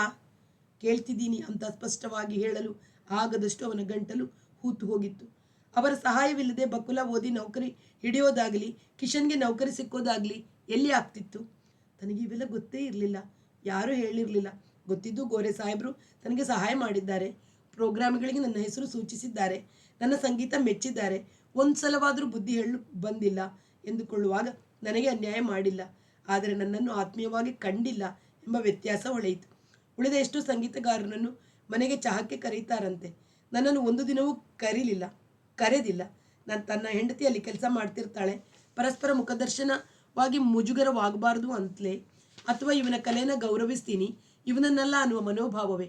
ಟಿಪ್ನಿಸ್ ನೋಡಿ, ಗೋರೆ ಸಾಹೇಬ್ರಾದರೆ ಎಲ್ಲ ಗೊತ್ತಿರೋರು, ಕಲಾವಿದರು ಅಂದರೆ ವಿಶೇಷ ಮಮತೆ ಎಂದು ಹೇಳಿ ಮಾತನ್ನು ಮುಗಿಸಿದ. ಯಾವುದು ಏನಾದರೂ ಹಾಳಾಗಲಿ, ಗೋರೆ ಸಾಹೇಬ್ರನ್ನು ನೋಡೋದು ಬೇಡ ಅಂತ ಅವನು ತೀರ್ಮಾನಿಸಿದ. ತನ್ನದೆಲ್ಲವೂ ಗೊತ್ತಿರುವ ಅವರ ಹತ್ತಿರ ಹೋಗಿ ಒಂದನ್ನು ಕೆದಕಿದರೆ ಎಲ್ಲವನ್ನೂ ಕೆದಕಿ ನೆನಪು ಮಾಡಿದಂತೆ ಆಗುತ್ತೆ.